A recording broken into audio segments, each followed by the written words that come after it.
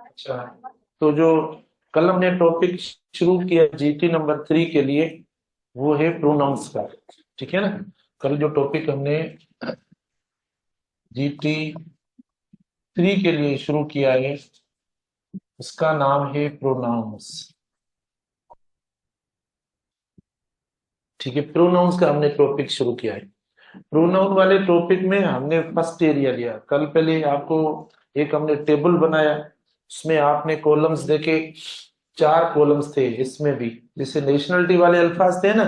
Similarly हमने pronounce का जो टेबल बनाया, उसमें एक सब्जेक्ट का रखा, दूसरा ऑब्जेक्ट का रखा, तीसरा पॉसेसिव का, चौथा रिफ्लेक्सिव का रखा। 4 रखा, 4 रखे थे हमने एरियाज।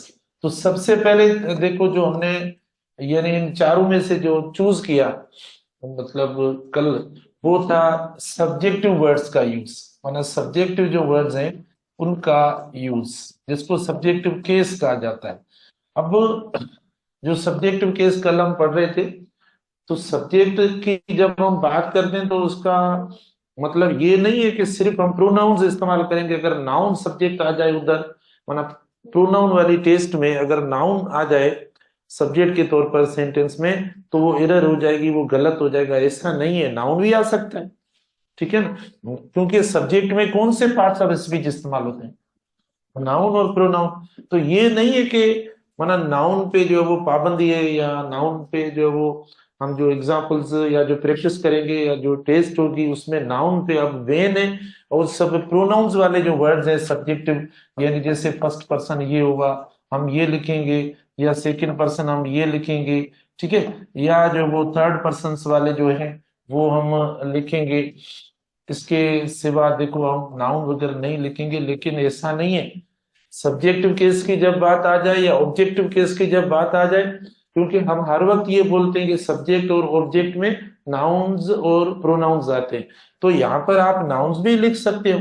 ठीक है ना। इधर देखो, आपने ये नाउन लिख लिया तो भी सही है, या देखो स्टूडेंट्स लिख लिया, कोई ऐसा कॉमन नाउन आता है तो भी सही है। माना ये सब वर्ड्स आपके सब्जेक्ट हो सकते हैं। कोई थिंग भी आ सकती है, कोई मतलब कंट्री का, सिटी का, किसी का भी नाम आ सकता है। तो ये माना देखो आपके सब्जेक्ट होंगे वर्ड्स। प्रोनाउंस भी होंगे, सब्जेक्ट वर्ड्स की स्पेलिंग फॉर्म देखो ऐसा है। अब इनमें हमने नाम इनके साथ जो है वो ऑब्जेक्ट वाले वर्ड्स लिखे, ना हमने पॉसेसिव वाले लिखे, ना हमने रिफ्लेक्सिव वाले लिखे, ये हमने लिखे। कल मैंने जो आपको फर्स्ट फर्स्ट यूज जो बताया था, वो बताया था बी के बाद। मतलब बी जो है ना, वैसे वर्ब के बाद हम ऑब्जेक्ट इस्तेमाल करते हैं। वर्ब के बाद क्या इस्तेमाल करते हैं, आपने खुद ने छोटी क्लास में पढ़ा होगा ना। ठीक है ना। यानी आपने पढ़ा होगा सब्जेक्ट प्लस वर्ब, फिर क्या, फिर ऑब्जेक्ट हम पढ़ते हैं। ठीक है ना, वर्ब के बाद ऑब्जेक्ट। लेकिन ये कौन सा वर्ब है जिसके बाद, माना ये कौन सा वर्ब, बी का भी तो वर्ब है, बी भी वर्ब है। ये मैं जो आपको बता रहा था कि हम इट इस्तेमाल करेंगे प्लस बी का वर्ब इस्तेमाल करेंगे। फिर बी के बाद देखो हमने कहा सब्जेक्ट इस्तेमाल करें, मतलब सब्जेक्टिव केस इस्तेमाल करें, वर्ड ये इस्तेमाल करें। ठीक है, ये वाली स्ट्रक्चर दी थी। और प्लस दैट आपको दिया था, मैंने कहा ये लेस इंपॉर्टेंट है। और हु जो है वो क्या है, माना ये फॉर्मल है और ज्यादा ये इस्तेमाल होता है, फिर हम जो है वो वर्ब इस्तेमाल करेंगे। तो इसका आसान तरीका ये था कि ये वर्ब जो है ना, ये वर्ब किसके साथ होना चाहिए। तो आपको करना क्या है, इसके ऊपर लकीर लगानी है बस। जब भी हल करो ना, ऐसे खत्म करो।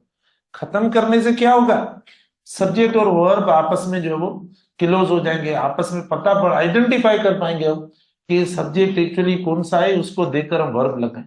कई स्टूडेंट्स है ना, क्योंकि बीच में मना ये हु वाला वर्ड दीवार की तरह आ जाता है, तो ये मना समझते हैं कि ये सब्जेक्ट है और ये वर्ब है। तो हु को हर वक्त हम कंसीडर करते हैं कि ये सिंगुलर है। नहीं, ये रिलेटिव प्रोनाउन है। आपका सब्जेक्ट जैसा भी होगा उसके साथ तो ये लग रहा है। आप खुद देखो, मैंने आई लिखा तो भी हु आ रहा है, यू लिखा तो भी हु आ रहा है, दे लिखा तो भी हु आ रहा है। स्टूडेंट्स लिखा तो भी हु आ रहा है, इधर मैंने रजा लिखा तो भी, शी लिखा तो भी, ही, जो भी लिखूं हु तो आ रहा है। तो इसका मतलब ये हुआ कि इधर तो चेंजेस आ रही हैं, सब्जेक्ट आपका चेंज आ रहा है, इधर हु आ रहा है, तो फिर तो कांस्टेंट हो गया वर्ब। ऐसा नहीं है, इधर जैसा सब्जेक्ट होगा वैसा आप इधर वर्ब इस्तेमाल करेंगे।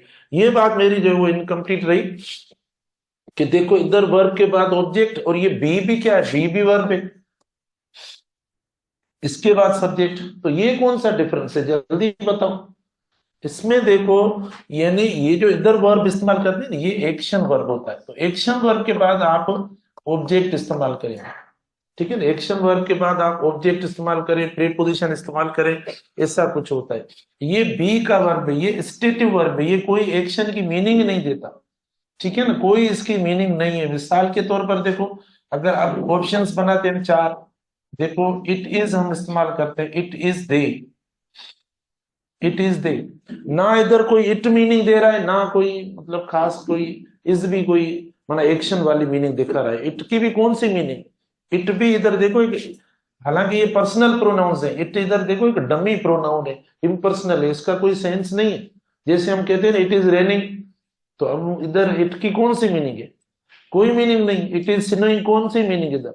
सिमिलरली इधर इट इज दे, हम ये तो नहीं बोलेंगे ये वो मतलब वो ही मतलब दे बस, क्योंकि आगे इसका वर्ब आ रहा है, उससे जब मिलेगा तो ये खुद ही मतलब मीनिंग देगा।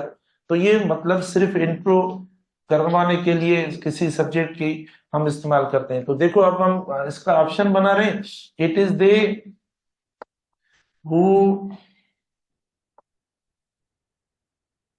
स्पीक, ये हुआ ए ऑप्शन। बी ऑप्शन देखना, इट इज देम, बस ये ऑप्शंस आते हैं और कुछ भी नहीं है। अब जो इस बार मैंने कल आपकी क्लास में मैंने नहीं पूछा, लेकिन कुछ क्लासेस में पूछा, कई ऐसे स्टूडेंट्स थे जिनके 30 के 30 सही हुए हैं हमारी जीटी के अंदर, ठीक है ना। तो आप भी प्लीज फोकस रखें, आपको जो बात समझ में ना आप पूछें। वैसे भी हमारा पढ़ाने का वही एक टेस्ट वाला तरीका, हमारा टेस्ट के हिसाब से जो टेस्ट में हम रखते हैं उसी माना पैटर्न को फॉलो करते हैं। तो आप देखते हैं गलती ना करें आप। अच्छा, it is it is themselves, देखो हु स्पीक, ये बस सी ऑप्शन, और डी ऑप्शन देखो सेम हम इस्तेमाल करते हैं। अच्छा ये हो गया, मतलब इसमें एक आ गया। तो अब आप क्या करें, जैसे मैंने कहा हल करने का तरीका ये, मैंने हल करने का तरीका ये, काफी खराब नहीं होगी, कोई मसला नहीं। जो होगा ना टेस्ट वाली कापी, उसके ऊपर लकीर लगा देना। आपने लगा दी लकीर हो के ऊपर, आपको सामने क्या आ गया, अब इधर आया वर्ब, और क्या आया फिर, ये आया सब्जेक्ट। अब सब्जेक्ट और वर्ब देखो कौन सा लगना चाहिए।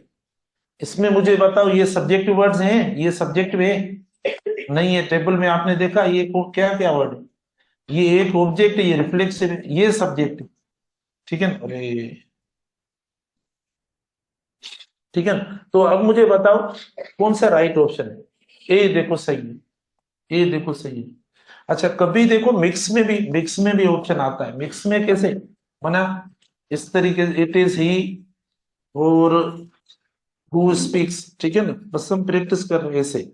दूसरा इस तरीके से आता है, इट इज आई हु, ये सेम आ गया। इट इज यू, देखो माना मुख्तलिफ जो है ना सब्जेक्ट्स वो साथ लगाते हैं, ये दे दिया। उसके बाद देखो इट इज दे, ये दे दिया। तो बताओ अब कौन सा सही, देखो it is he who speaks, it is I who speaks, it is you who speaks, तो कौन सा ऑप्शन है, देखो ये सही हुआ, क्योंकि इसके साथ एस वाला वर्ब नहीं लगाते, इसके साथ भी सिंगुलर नहीं लगाते, सिंगुलर नहीं, ये सिंगुलर वर्ब सिर्फ इसके साथ लगता है, देखो इसको हटाओ, ही स्पीक्स, तो ये हो गया। तो कल हमने ये पॉइंट पढ़ी थी, आपको ये समझाया, इसमें मैंने आपको कहा सिंगुलर प्लूरल नाउन्स भी आप लगा सकते हैं। जब आप प्लूरल नाउन लगा रहे हो, सॉरी प्रोनाउन लगा रहे हो, तो आप मतलब स्टूडेंट्स का प्रोनाउन क्या होगा, स्टूडेंट्स का प्रोनाउन क्या होगा, दे होगा, ठीक है। जब दे प्लूरल हुआ तो स्टूडेंट्स या कोई और भी प्लूरल नाउन लगा सकते हैं। तो इट इज सिर्फ ये इंट्रो करने के लिए आता है। एक्चुअली इनका वर्ब ये पीछे वाला नहीं है, ये वर्ब इनका आगे वाला है। फिर जैसा ये सब्जेक्ट होगा वैसा हम इस्तेमाल करेंगे। ठीक है, ये पहला यूज कल भी हमने पढ़ा था। अब हम आते हैं इनके सेकंड यूज पे। देखो इनका सेकंड यूज है जो सब्जेक्टिव प्रोनाउंस का, वो ये कि ये वर्ब से पहले इस्तेमाल होते हैं। वर्ब से पहले, अभी इधर भी हमने काफी इसमें भी सीख लिया, लेकिन थोड़ा सा हमारा मुख्तलिफ जो टेबल वाले अल्फाज हैं वो मिक्स करके हम पढ़ते हैं। अच्छा, ये जो इस्तेमाल होता है ना, यानी यानी जो सब्जेक्ट इस्तेमाल होता है, पहले सब्जेक्ट आता है, ठीक है, पहले सब्जेक्ट आता है फिर वर्ब आता है। मतलब ये होता है, इसकी स्ट्रक्चर ये होती है। मतलब एक एमसीक्यू एक दो देखो इस पे देंगे आपको, सब्जेक्ट वर्ब होगा, सब्जेक्ट और वर्ब की कॉम्बिनेशन है जो हर बार हम आपको बोलते हैं, इस पे हम इस्तेमाल करेंगे। जैसे मिसाल के तौर पर देखो, इसमें क्या होगा, इसमें सिंगुलर प्लूरल सब्जेक्ट जहन में रखना। इस स्ट्रक्चर में जो आपको जहन में रखना है ना, सिंगुलर प्लूरल सब्जेक्ट जहन में रखना।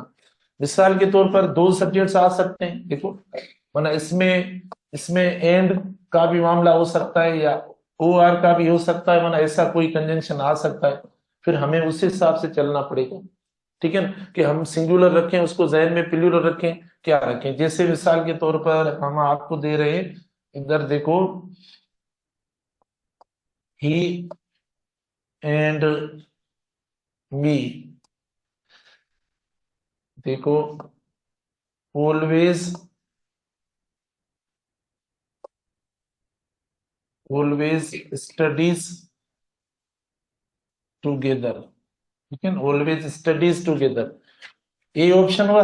बी ऑप्शन देखें, he and I always always studies together.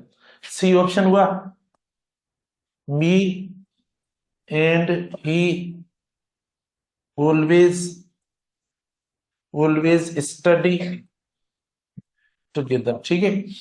D option देखें, myself and he always study together. चार ऑप्शन देखो हो गए।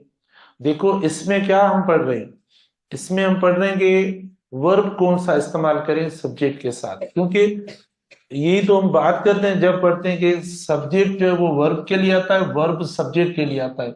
ये इसीलिए बात की जाती है कि जैसा सब्जेक्ट होगा वैसा वर्ब होगा। अब आपका सब्जेक्ट ये नहीं है कि कोई एक वर्ड होगा, एक से ज्यादा भी हो सकता है, मतलब प्लूरल भी हो सकता है। प्लूरल में देखो दो दो तीन तीन सब्जेक्ट वाले वर्ड्स भी आप लगा सकते हो, ठीक है ना। जैसे इधर आपने देखो दो दो दो वर्ड्स इस्तेमाल कर लिए, कोई प्लूरल वाला भी आप रख सकते हो, तो ऐसा भी आप कर सकते हैं।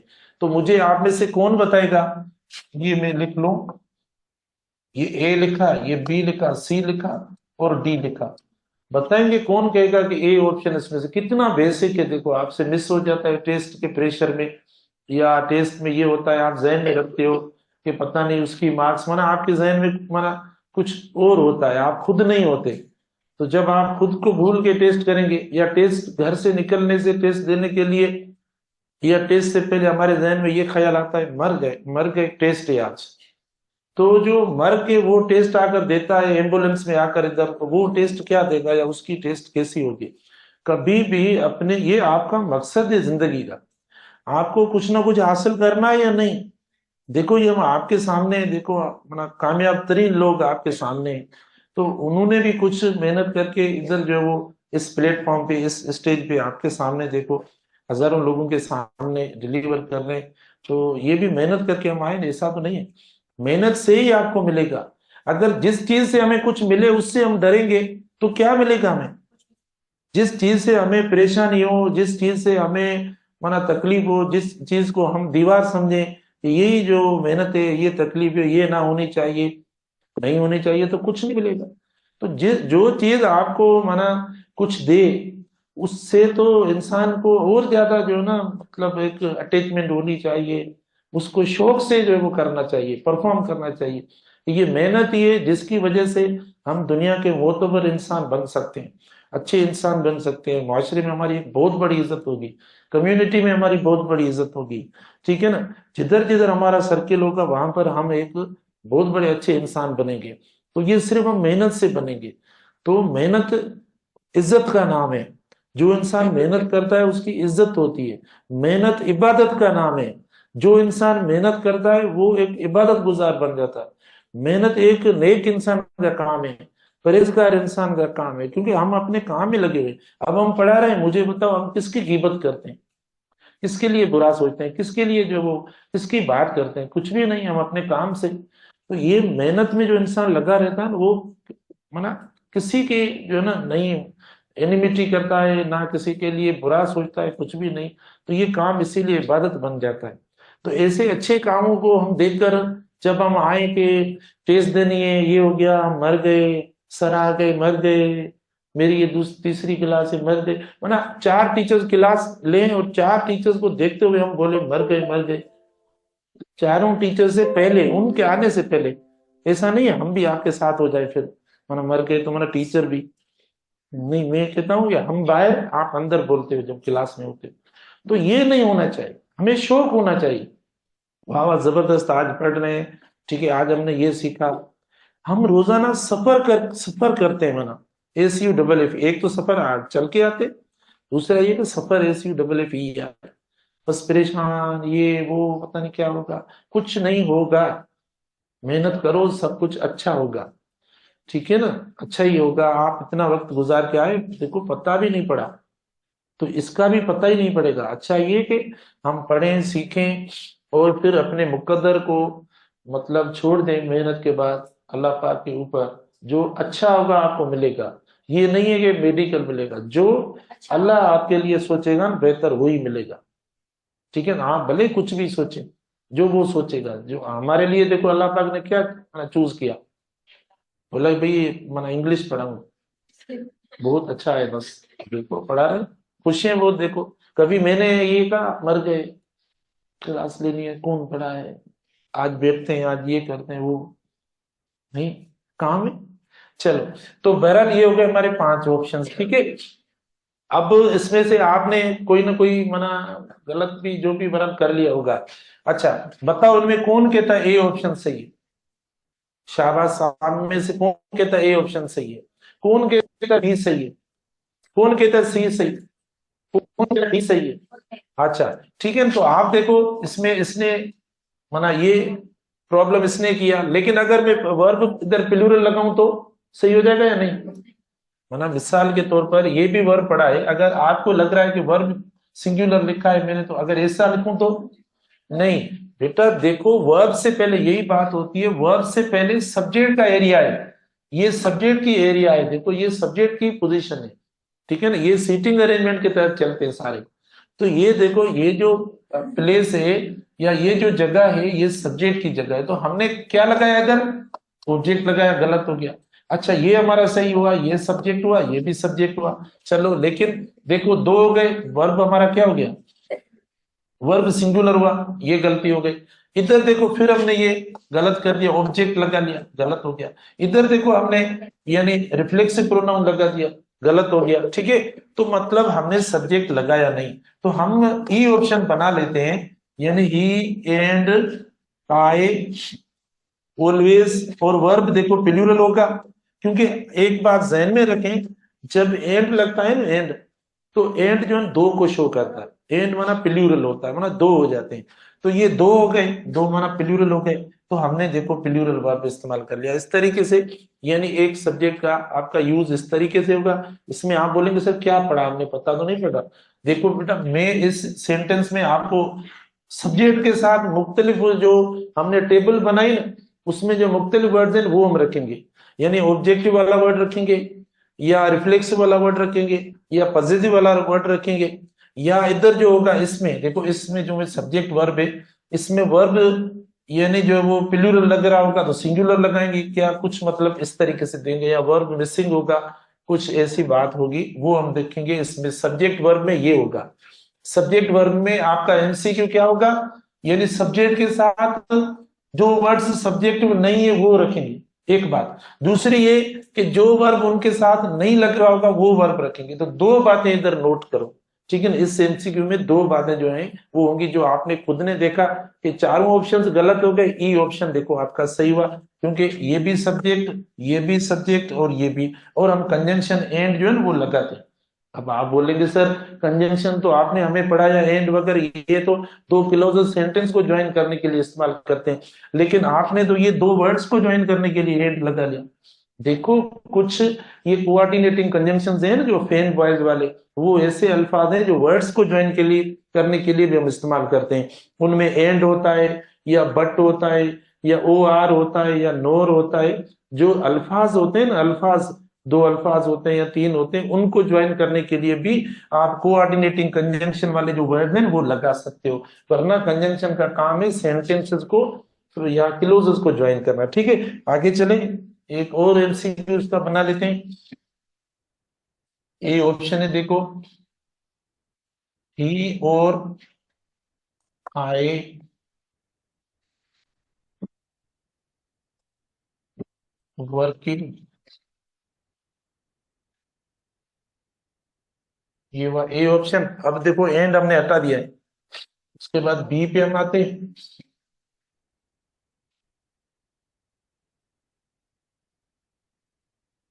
B,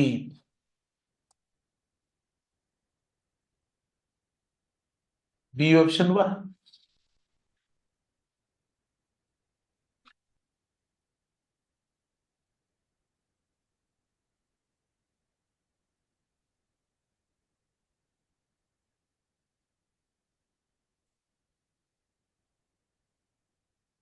C option.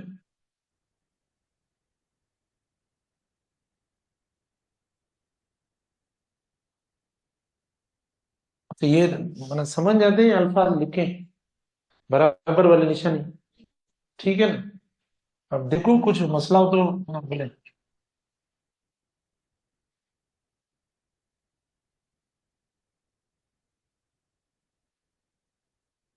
देखो अब शायद मैंने ऑप्शंस मतलब पांच कर दिए। सिंपल सेंटेंस, दो दो तीन तीन अल्फाजों का सेंटेंस है। हमें कोई कॉम्पीट नहीं करना है, ना कोई इधर मना मुकाबला है मेरा आपसे या आपका मुझसे मुकाबला है, कोई नहीं। हमें सीखना है। अगर हमारा एक दो अल्फाजों में हम सीख जाएं तो काम का क्यों मना बड़े सेंटेंस या कॉम्प्लिकेटेड चीजें बनाए। हमें कॉन्सेप्ट करना है। अच्छा, अब देखो सेंटेंस है ही और आई वर्किंग टुगेदर। कल एक स्टूडेंट ने क्वेश्चन आपकी क्लास में भी शायद किया था या उधर भी किया था, कुछ बॉयज क्लास ने किया था कि सर देखो गिविंग एग्जांपल्स वाला नहीं था वो जेरेंड वाला। उन्होंने कहा sir giving examples are help क्यों नहीं होता, हेल्प्स क्यों हुआ है। तो इस पे जो है ना कुछ स्टूडेंट्स को प्रॉब्लम था। मैंने कहा मैं एक सुबह क्लास होती है मेरी 6:30 पे, उससे मना पूछ के जवाब बाद में आज आपको जवाब दूंगा। तो तो मतलब आपको पता है यार मना आप अगर कल जवाब दें तो कल मना उनको जवाब दूं। देखो ये जो जेरेंड है ना, जेरेंड हम क्या समझते हैं, सुनो। हमने एक बात तो ये जहन में रखी है कि दो नाउन्स की जो पेयरिंग होगी ना, दो नाउन्स की पेयरिंग होगी तो फर्स्ट एडजेक्टिव वाला हो जाएगा, सेकंड नाउन होता है तो वो हमने कंपाउंड नाउन में ऐसा पढ़ा है। लेकिन जेरेंड में जेरेंड खुद जो है ना एक नाउन की तरह, क्योंकि वो उसमें एडजेक्टिव की क्वालिटी वाली मीनिंग नहीं आती, वो एक्शन एक्शन शो करता है। मिसाल के तौर पर काफी ये एग्जांपल आपने पढ़े होंगे सुने होंगे, भाई smoking cigarettes is bad, smoking cigarettes. अभी cigarettes and smoking cigarettes are bad होना चाहिए, नहीं, मतलब स्मोकिंग एक्चुअली है, मतलब फोकस जो है वो स्मोकिंग पे। तो स्मोकिंग सिगरेट्स इज बेड, ना कि आर, क्योंकि स्मोकिंग जेरेंड है तो हमारा वर्ब जेरेंड के साथ जाकर लगेगा। या मतलब देखो packing suit cases, packing suit cases. आप जब यूनिवर्सिटी जाएंगे ना, जब वापस आएंगे तो आपको पता है कि भाई अब 3 दिन के लिए यूनिवर्सिटी बंद है, तो आप पैकिंग करेंगे अपने सामान की, सूट केसेस वगैरह, आपके भी घर जा रहे हैं, 3-4 दिन छुट्टी है, तब आपको ये जेरेंट का पता पड़ेगा, अभी आपको पता नहीं पड़ा। तो पैकिंग सूट केसेस, ठीक है। तो भले सूट केसेस आ गया लेकिन आप वर्ब इस्तेमाल करेंगे इज वॉज या हेज, ठीक है ना, क्योंकि जेरेंट के साथ होगा, भले अगला नाउन आपका प्लूरल हो जाए। चलो, ये कल इधर भी किसी ने पूछा था शायद, यहाँ इधर भी पूछा था, कौन कहता है ए सही है, ही और आई वर्किंग टुगेदर, शाबाश। बताओ बताओ बताओ शाबाश। देखो ये गलत हो गया। ये क्यों गलत हो गया? देखो यहां पर ये गलत इसीलिए हुआ क्योंकि वर्ब मिसिंग है। यहां पर वर्ब क्या है? वर्ब मिसिंग है। देखो ये वर्ब मिसिंग है, यानी ही और आई वर्किंग टुगेदर होगा नहीं जब तक आप कोई माना हेल्पिंग वर्ब नहीं देंगे। तो हेल्पिंग सब्जेक्ट के बाद माना इसको हेल्पिंग वर्ब की जरूरत है, वो तो आपने दिया नहीं। आपने वर्किंग लिख लिया सीधा, तो गलत हो गया, वर्ब मिसिंग है। देखो तो देख लो ये चीजें सारी, माना ये मतलब। अच्छा, बी में देखो ही और मी इज वर्किंग, ठीक है, इज वर्किंग। अब तो आ गया, वर्ब मिस नहीं हुआ, हमने वर्ब दे दिया। लेकिन आप देखो हमने दिया है ऑब्जेक्ट को वर्ब, ऑब्जेक्ट साथ लगा लिया, ठीक है ना, क्योंकि ये वर्ब वर्ब से पहले जो लेफ्ट साइड है, देखो ये है लेफ्ट साइड, इसको कहते हैं लेफ्ट साइड, और ये है राइट साइड, आर एस। आपने ये छोटे छोटे टर्म्स पढ़े होंगे फिजिक्स या किसमें, ठीक है ना। तो ये लेफ्ट साइड जो होती है वो सब्जेक्ट की होती है, और राइट साइड जो होती है वो वर्ब की होती है। आप बोलेंगे सर हमें पता नहीं पड़ा, लेफ्ट राइट पता नहीं, तो इंग्लिश हम कहां से लिखना शुरू करते हैं, किस साइड से, राइट साइड से या लेफ्ट साइड से? लेफ्ट साइड से करते हैं। देखो इंग्लिश हम यहां से लिखते हैं, वैसे भी देखो मैं इधर खड़ा होता हूँ, बाकी टीचर इधर खड़े होते हैं। अगर फिर भी समझ में ना आए तो आप ये आज समझ लेना। तो देखो हमारा सब्जेक्ट लेफ्ट साइड पे चला जाता है और वर्ब राइट साइड पे आता है, ठीक है। लेकिन ये देखो सब्जेक्ट आया नहीं, गलत हो गया, और ऑब्जेक्ट आ गया। और ऑब्जेक्ट की जो पोजीशन होती है वो भी वर्ब के बाद होती है, राइट साइड पे होती है, तो वो भी नहीं है, ये भी गलत हो गया। अच्छा, उसके बाद सी पे आते हैं, ये जाकर हमने सही किया है। देखो ये सब्जेक्ट हुआ, सब्जेक्ट हो गया, ठीक है। दो सब्जेक्ट जैसे हमने पहले पढ़ा, एंड के साथ हमने लगा, आई और ही आर वर्किंग टुगेदर, सही है। क्यों, इसमें कौन सी गलती? हाँ, देखो ये भी गलत है, क्योंकि जब ओ आर या नोर, सुनो, जब ओ आर और नोर लगे तो सेकंड जो होगा ना, सेकंड माना जो लास्ट वर्ड होगा, जो लास्ट सब्जेक्ट होगा, आपका वर्ब उसके साथ लगेगा, ठीक है ना। यानी ओ आर या नोर आए तो मतलब आपका सेकंड जो होगा आपको उसके मुताबिक चलना पड़ेगा। आपको याद होगा, आप सब बैठे हैं क्लास के अंदर, तकरीबन कोई कुछ स्टूडेंट छोड़कर जो अभी एंट्री टेस्ट ले रहे हैं, बाकियों को मैंने को रिलेटिव में इस टॉपिक को अच्छे नमूने से आपको पढ़ाया है। को रिलेटिव कंजंक्शन है, उसमें मैंने ये टॉपिक पढ़ाया है आपको। तो देखो इसमें हम इसको देखेंगे तो क्या है, सिंगुलर पढ़ा है, हमने ये लगा लिया, गलत होगा नहीं, ठीक है। वैसे भी तरतीब तो वो फिर बाद में बात करते हैं। डी पे हम आते हैं, चेंज कर दिया हमने आई, तो भी नहीं होगा भाई, कोई एक होगा, एक जो भी सेकंड होगा उसको हम देखकर इस्तेमाल करेंगे। ई ऑप्शन को देखें, ई और आई एम वर्किंग, देखो बताओ शाबाश, अब तो सही है नहीं, ही और आई एम वर्किंग टुगेदर, सही है, इस पे शक है? अब मैंने इतना एक्सप्लेन किया है कि जो सही है उस पे भी आपको शक हो जाता है, तो इतनी एक्सप्लेनेशन मेरे ख्याल में नहीं देनी चाहिए। ये सही है, इसमें कौन सी एरर है, ठीक है ना। ये हुआ आपका एक सब्जेक्ट, दिया दूसरा, मैंने कहा जो लास्ट होगा उसके साथ वर्ब लगाएंगे, तो आई के साथ एम लगाएंगे नहीं, लगा लिया, वर्किंग ये वगैरह लगा लिया, ये हमने इस्तेमाल कर लिया, तो ये हुआ। अच्छा, फिर ये हुआ, उसके बाद देखो कभी ऐसा होता है कि हम साथ साथ पॉजिटिव देना शुरू करते हैं, माना अगर ऐसी स्ट्रक्चर होती है ना जिसमें ओ आर वगैरह होते हैं, तो हम कौन सा, मिसाल के तौर पर मैं दे रहा हूं आपको, इधर देखें, एरर का दे रहा हूं, यू और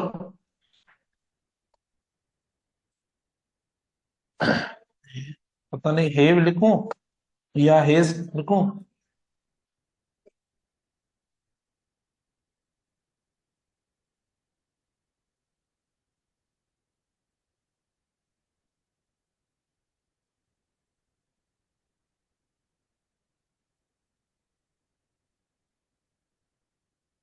कभी पता है क्या है, माना ऐसी स्ट्रक्चर्स में जिसमें ओ आर इस्तेमाल होता है, ओ आर इस्तेमाल होता है ना, तो उन स्ट्रक्चर्स में देखो, माना वर्ब, वर्ब का तो होता है कि वर्ब हम कौन सा लगाएं, लेकिन साथ साथ कोई पॉजिटिव या रिफ्लेक्सिव आ जाता है, तो वो पॉजिटिव या रिफ्लेक्सिव जो हम इस्तेमाल करें वो किसके मुताबिक हम इस्तेमाल करें, मतलब किसको देखकर इस्तेमाल करें,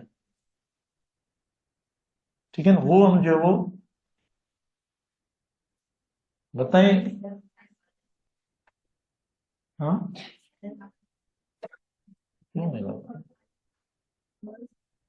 वो हम किसको देखकर इस्तेमाल करें?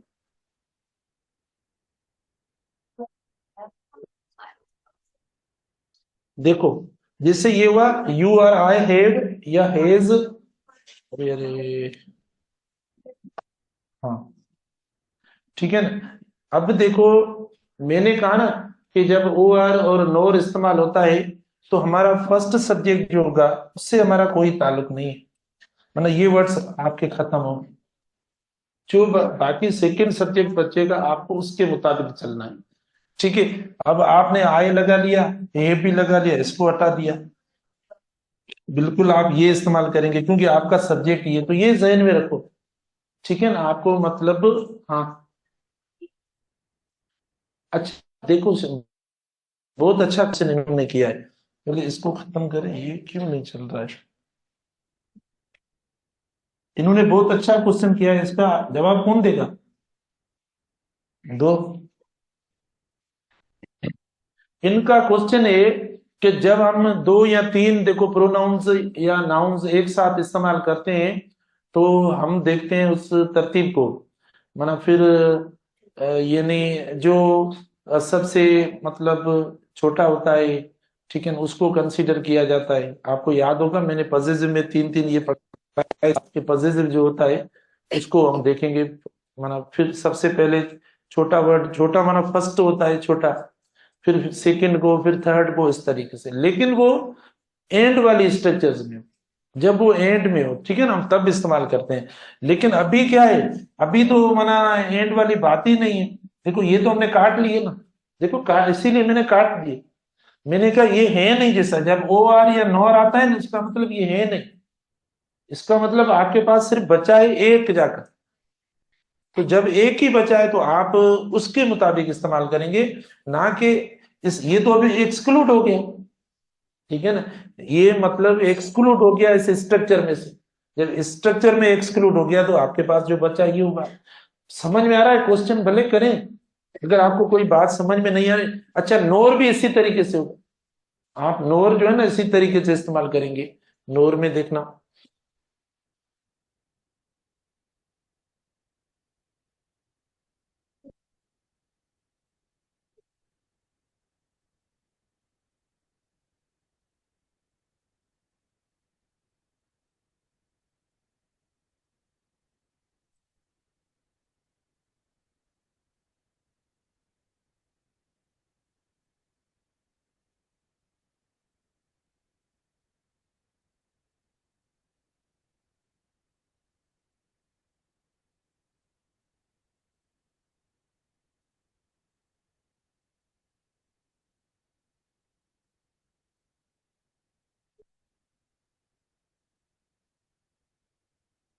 देखो ये समथिंग है, मतलब ये समथिंग।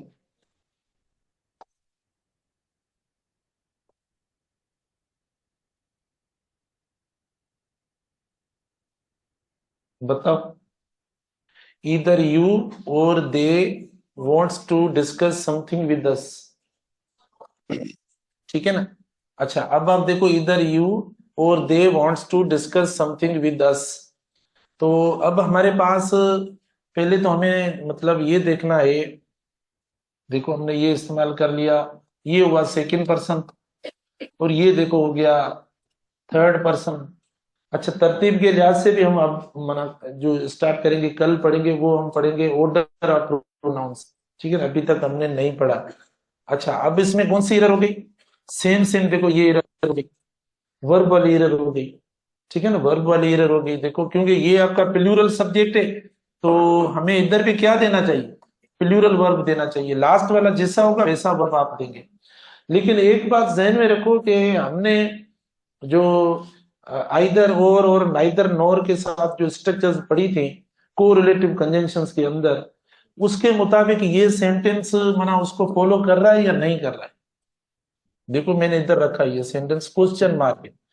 आप याद तो करें, फिर आप में इतना जो भी मैंने आपको पढ़ाया वो तो आपको याद नहीं है।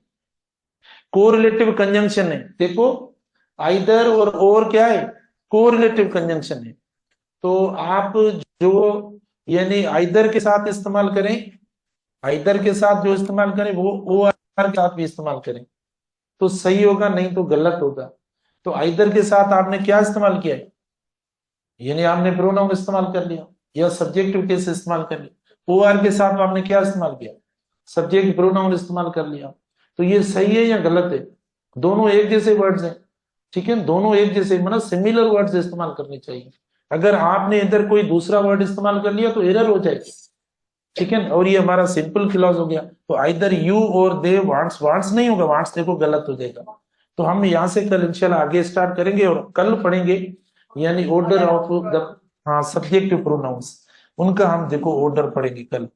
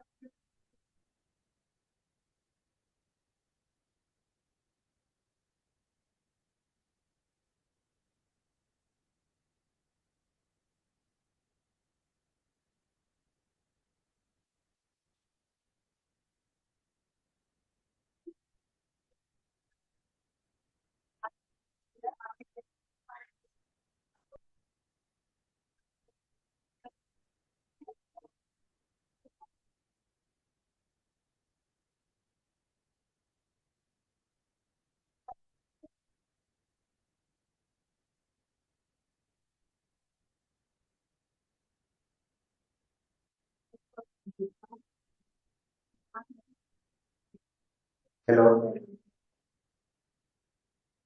अच्छा, कल हम पढ़ रहे थे structure of the benzene. Benzene का स्ट्रक्चर, और आपको पता है जिसपे बेस मुबैसा होता रहा था 30 से 40 ईयर्स तक। स्ट्रक्चर ऑफ बेंजीन, बेंजीन का स्ट्रक्चर किस तरह का होगा। देखो, कल हमने पढ़ा था कि बेंजीन का स्ट्रक्चर अगर हम ओपन चेन बनाए अल्कीन जैसा या अल्काइन जैसा, जिसकी कल मैंने एग्जांपल बताई थी आपको, तो उसमें प्रॉब्लम जो आ जाती है कि ओपन चेन अल्कीन और अल्काइन जिनके अंदर डबल या ट्रिपल बॉन्ड्स हैं, वो KMnO4 को डीक्लोराइज कर देता है। KMnO4 को, पोटेशियम पर मैग्नेट को, आपको पता है अल्कीन भी पोटेशियम पर मैग्नेट को डीक्लोराइज कर देता है, अल्काइन भी।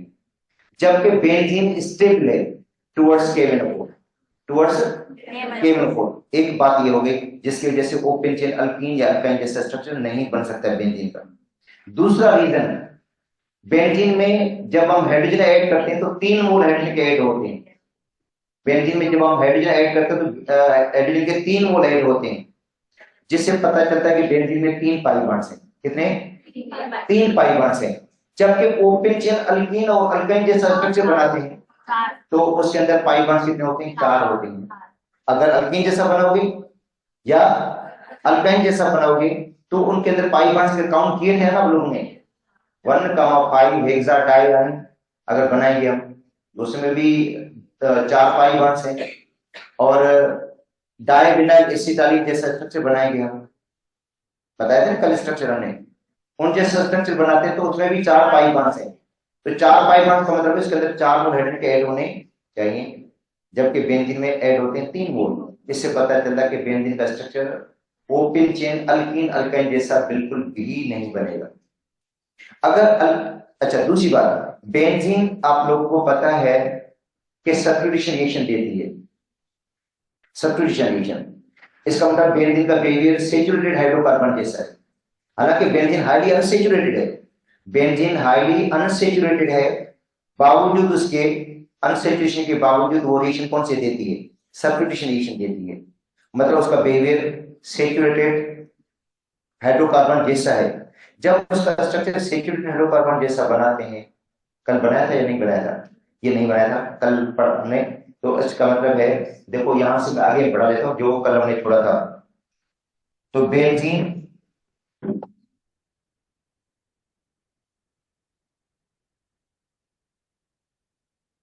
Behave as saturated hydrocarbon, behave करती है, हालांकि है नहीं, मगर उनका जो बिहेवियर है वो बिहेव ऐसे करती है सैचुरेटेड हाइड्रोकार्बन, सैचुरेटेड हाइड्रोकार्बन से बिहेव करती है एंड अंडरगो सब्स्टिट्यूशन रिएक्शन। कौन सा रिएक्शन देती है, substitution reaction with nitric acid,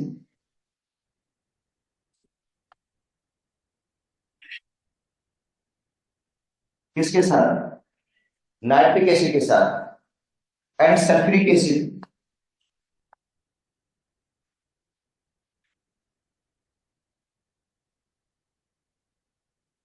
sulphuric acid के साथ and produce single product in mono substitution and produce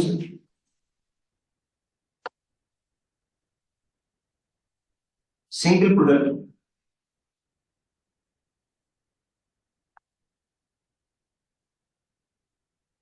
in mono substitution. Mono substitution का मतलब जब इसके एक सब्स्टिट्यूशन करते हैं तो क्या मिलेगा, सिंगल प्रोडक्ट मिलेगा। जब उसको हम नाइट्रिक एसिड के साथ मिक्सिंग कराएंगे तो नाइट्रोबेंजीन मिलेगा। ये नहीं कहेंगे 1 नाइट्रोबेंजीन 2 नाइट्रोबेंजीन 3 नाइट्रोबेंजीन, ऐसा नहीं होगा। क्या बोलेगा, नाइट्रोबेंजीन बोलते हैं।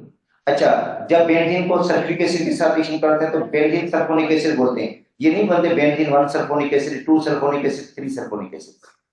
जब बेंजीन को क्लोरीन के साथ रिएक्शन कराते हैं तो क्लोरोबेंजीन बनता है। ठीक है, ऐसे नहीं बोलते 1 क्लोरोबेंजीन 2 क्लोरोबेंजीन 3 क्लोरोबेंजीन। या सपोज करते हैं बेंजीन को रिएक्शन करते हैं मीथाइल क्लोराइड के साथ बनता है टोलिन, तो क्या बनेगा, तो टोलिन बोलेंगे। ऐसे नहीं बोलेंगे 1 टोलिन 2 टोलिन 3 टोलिन। इसका मतलब है बेंजीन में जो कार्बन है सारे आइडेंटिकल हैं, एक जैसे, किसी पे भी आप वो ग्रुप लगा सकते हैं। अच्छा, जब हम उसकी बात करते हैं किसके साथ, अल्केन के साथ कंपेयर करते हैं। सपोज करते हैं बेंजीन का स्ट्रक्चर अल्केन जैसा है, किन जैसा, अल्केन जैसा बिहेव कर रही है। ठीक है, अब देखो यहाँ पे हाइड्रोजन लगा दें, यहाँ पे भी हाइड्रोजन लगा दें, इधर भी हाइड्रोजन, इस पे भी हाइड्रोजन, इधर भी हाइड्रोजन, इधर भी हाइड्रोजन। ठीक है भाई, कार्बन कितने हो गए और उस पर हाइड्रोजन कितनी लगी हुई है, 6 लगी हुई है। अच्छा, जब इसको हम हेलोजन के साथ रिएक्शन कराएंगे, किसके साथ, हेलोजन के साथ, तो आपको 3 प्रोडक्ट मिलेंगे, एक प्रोडक्ट नहीं मिलेगा। कैसे 3 प्रोडक्ट, यहां से हाइड्रोजन को निकालकर, बेटा यहां से हाइड्रोजन को हमने निकाला, इसकी जगह पे हमने हेलोजन लगा दिया, तो ये क्या बन गया, 1 हेलो अल्केन बन गया।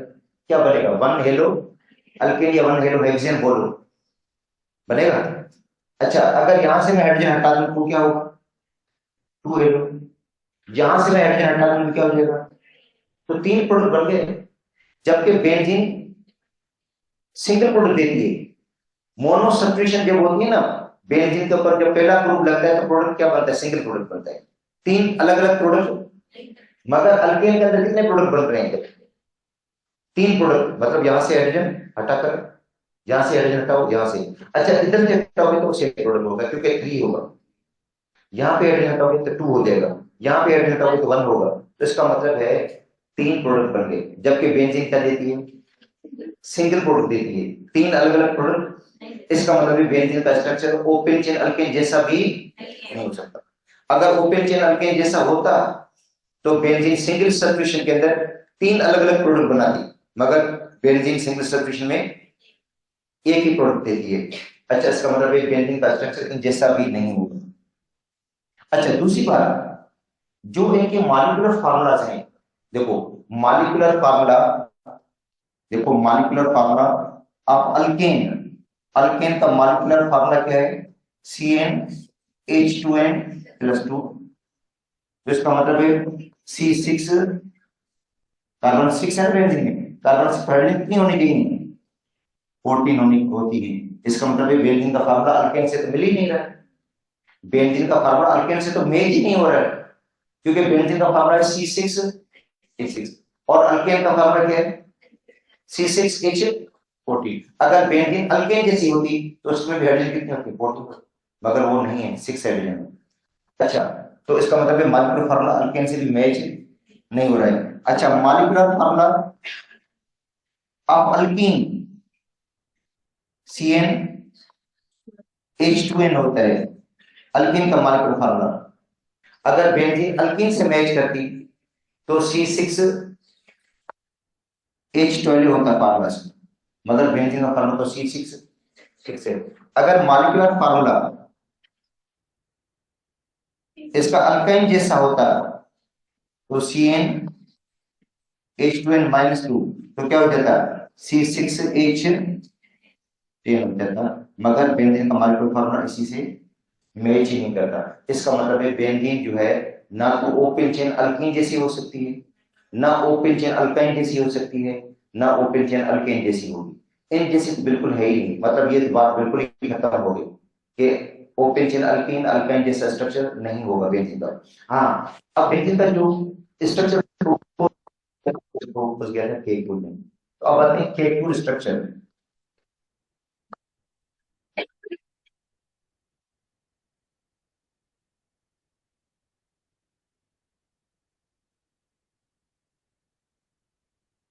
ठीक है, केकूल स्ट्रक्चर ऑफ बेंजीन। तो केकूल in 1865 proposed hexagonal regular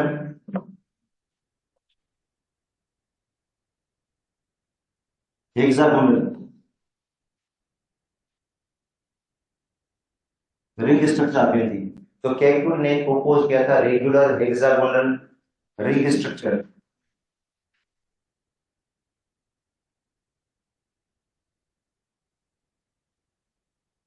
ring structure of benzene with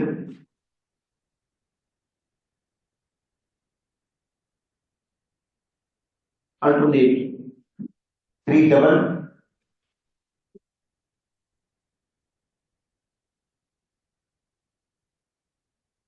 and 3 single bonds।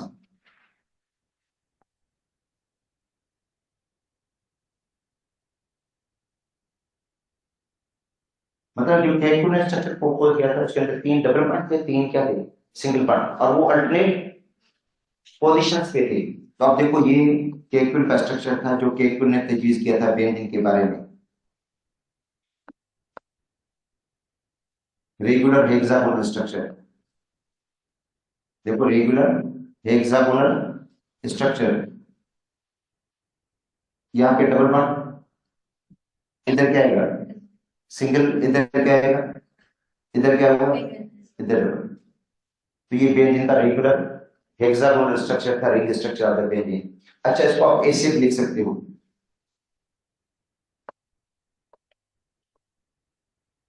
ठीक है, इस तरह भी लिख सकते हो। और डबल बॉन्ड की पोजीशन चेंज भी हो सकती है, मगर होगा अल्टरनेट। मतलब डबल बॉन्ड फिर सिंगल होगा, फिर डबल होगा, फिर सिंगल होगा। इस स्ट्रक्चर को आप इस तरह भी लिख सकते हैं।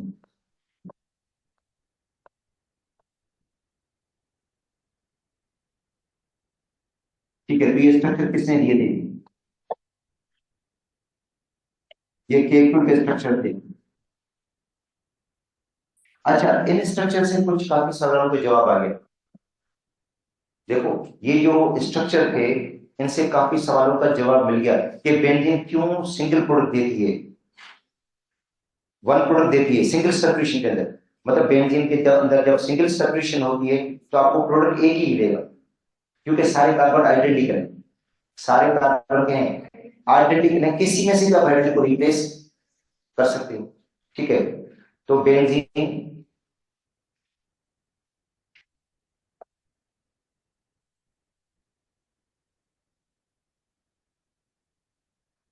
Produce only one product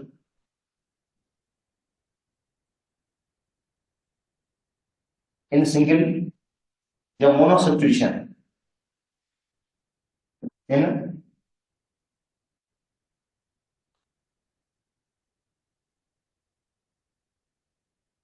mono substitution, मतलब बेंजीन की जब मोनो सब्स्टिट्यूशन होगी, बेंजीन के ऊपर एक ग्रुप लगेगा तो आपको क्या मिलेगा? सिंगल प्रोडक्ट मिलेगा, मतलब क्लोरोबेंजीन मिलेगा, नाइट्रोबेंजीन मिलेगा, टोलिन मिलेगा। ऐसे नहीं होगा 1 टोलिन 2 टोलिन 3 टोलिन, ऐसा नहीं होगा। देखो बेंजीन, ये बेंजीन है, और बेंजीन को जब रिएक्शन बनाते हैं किसके साथ? H2 के साथ, हेलोजन के साथ, in the presence of catalyst APEX3 Lewis acid catalyst, तो क्या होगा? हेलो बेंजीन बनेगा। अच्छा, हेलो बेंजीन बनेगा। अच्छा, अब देखो प्रोडक्ट क्या बन गया? Hello benzene. अच्छा, अब यहां पे मैं एक्स लगा दूं, देखो ये एक्स मैं यहां पे लगा दूं तो हेलो बेंजीन होगा। अगर मैं एक्स इस कार्बन पे लगा दूं तो भी हेलो बेंजीन होगा। इस कार्बन पे लगा दूं तो भी क्या होगा? इस कार्बन पे लगा दूं। इससे पता चलता है कि बेंजीन में जितने भी कार्बन है सबके सब आइडेंटिकल एक जैसे, किसी से भी आप हाइड्रोजन को रिप्लेस करके हाइड्रोजन लगा सकते हैं, प्रोडक्ट क्या मिलेगा? Same product. ठीक है, तो ये बन गया हेलो बेंजीन। ऐसे nitrobenzene, benzene sulphonic acid, toluene बन जाएगा ये, और सिंगल प्रोडक्ट मिलेगा। तो याद करो बेंजीन जो है मोनो सब्स्टिट्यूशन के अंदर सिंगल प्रोडक्ट देगी।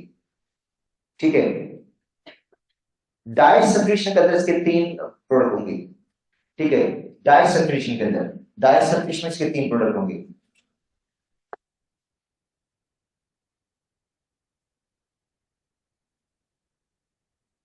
बेंजीन प्रोड्यूस 3 आइसोमर्स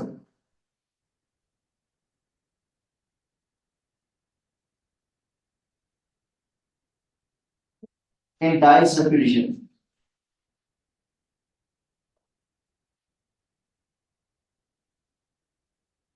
ठीक है, जब इसकी डाई सब्स्टिट्यूशन होगी, जब दूसरा ग्रुप लगेगा, अच्छा तो वो दूसरा ग्रुप आर्थो पे भी लग सकता है, आर्थो पोजीशन पे भी लग सकता है। ठीक है, पेरा पे भी लग सकता है और मेटा पे भी लग सकता है। तो कितने प्रोडक्ट बनेंगे? 3 आइसोमर्स होंगे। क्या होंगे? आइसोमर्स। अब देखो ये बेंजीन है जिसके ऊपर एक ग्रुप लगा हुआ है पहले से ही, एक्स लगा हुआ है, अब लगा रहे हैं वाई,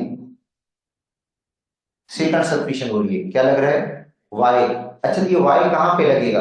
वाई पॉसिबल है। देखो वाई की पॉसिबिलिटी क्या है? वाई की पॉसिबिलिटी है कि वाई यहां पे लग जाए। ये आर्थो पोजीशन, इसको हम कहते हैं आर्थो पोजीशन, सेकंड पोजीशन। ये सेकंड पोजीशन, इसको हम क्या कहते हैं? आर्थो। और ये भी सेकंड पोजीशन है, इसको भी क्या कहेंगे? आर्थो कहेंगे। तो ये आर्थो पोजीशन है, ये आर्थो प्रोडक्ट बन गया, इसको कहेंगे आर्थो प्रोडक्ट बना। ठीक है, दूसरा पॉसिबल है कि ये प्रोडक्ट बन जाए,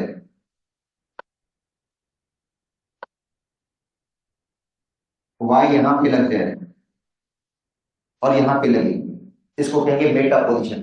देखो ये जो थर्ड पोजीशन है ना, ये थर्ड, और ये अगर हम कहूंगे हाई हो जाएगी तो ये क्या होंगे? दोनों क्या होंगे? बेटा प्रोडक्ट। तो ये आर्थो, इसके बाद क्या बन गया? ये बेटा प्रोडक्ट बन गया, थर्ड पोजीशन, सेकंड ग्रुप। अच्छा, अब देखो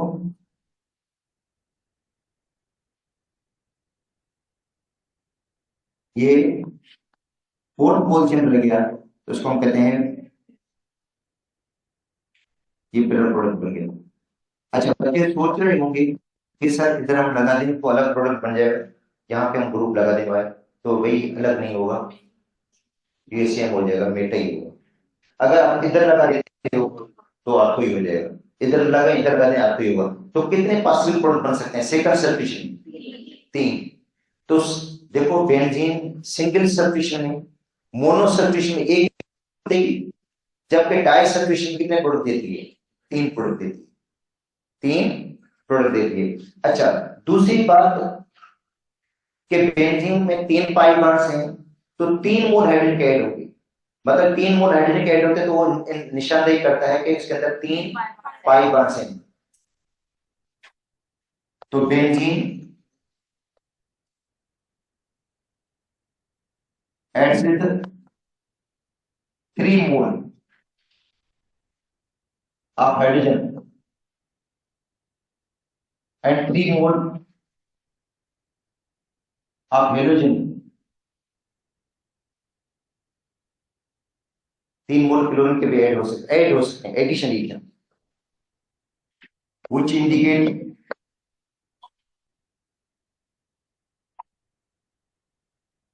three pi bonds in benzene। मतलब ये दो रिएक्शन जो है इस बात की निशानदेही करते हैं कि बेंजीन में 3 पाई बॉन्ड्स हैं। अगर आपको साबित करना पड़ जाए कि बेंजीन में 3 पाई बॉन्ड्स हैं, तो ये रिएक्शन 2 काफी है उसको साबित करने के लिए। देखो ये बेंजीन है,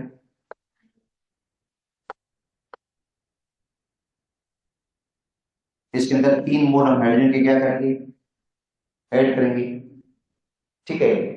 अब 1 पाई बॉन्ड ब्रेक होगा तो 1 मोल हाइड्रोजन ऐड होगा, 3 पाई बॉन्ड ब्रेक हो जाएंगे, निकल कैटलिस्ट होगा और हीट भी देनी पड़ेगी और बन जाएगा साइक्लोहेक्सेन। क्या बन जाएगा, साइक्लोहेक्सेन।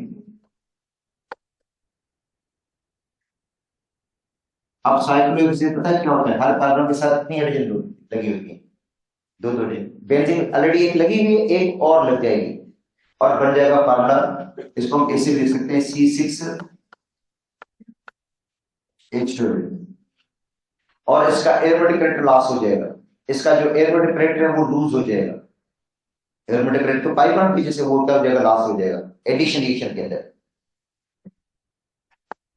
अच्छा दूसरा है बेंजीन, इसके अंदर 3 मोल क्लोरीन ऐड करते हैं in the presence of sunlight, क्योंकि ये फ्री रेडिकल एडिशन रिएक्शन होगा, फ्री रेडिकल एडिशन रिएक्शन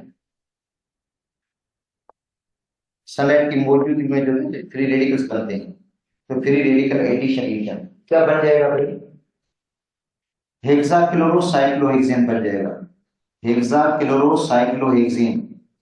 देखो हर कार्बन पे एक एक हाइड्रोजन लगी हुई है पहले से, हर कार्बन पे एक एक हाइड्रोजन पहले से मौजूद है बेंजीन में, क्या होगा फिर अब एक एक क्लोरीन लग जाएगा, हर कार्बन पे एक एक क्लोरीन लग जाएगा, क्योंकि पाई बॉन्ड टूटेंगे ना, तो हर कार्बन पे एक एक क्लोरीन लग जाएगा, इधर क्लोरीन लगेगा, इधर भी क्लोरीन, इस पे भी क्लोरीन, इधर भी क्लोरीन, यहाँ पे भी क्लोरीन, इधर भी क्लोरीन, ये बन जाएगा हेक्सा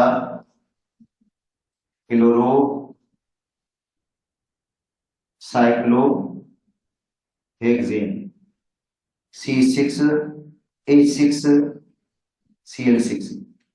ये पेस्टिसाइड के तौर पर यूज होता है, कीड़ा मकोड़ा जो दवाइयां होती हैं उसके अंदर ये यूज होता है हेक्साक्लोरोसाइक्लोहेक्सेन, ठीक है। तो ये मतलब दो रिएक्शंस इस बात की निशानदेही करते हैं कि बेंजीन में क्या है, 3 पाई बॉन्ड्स हैं, इस बात की निशानदेही करते हैं। अब आते हैं x ray analysis of the benzene. जब बेंजीन की एक्सरे एनालिसिस करते हैं तो क्या पता चलता है, ठीक है। अब देखो एक्सरे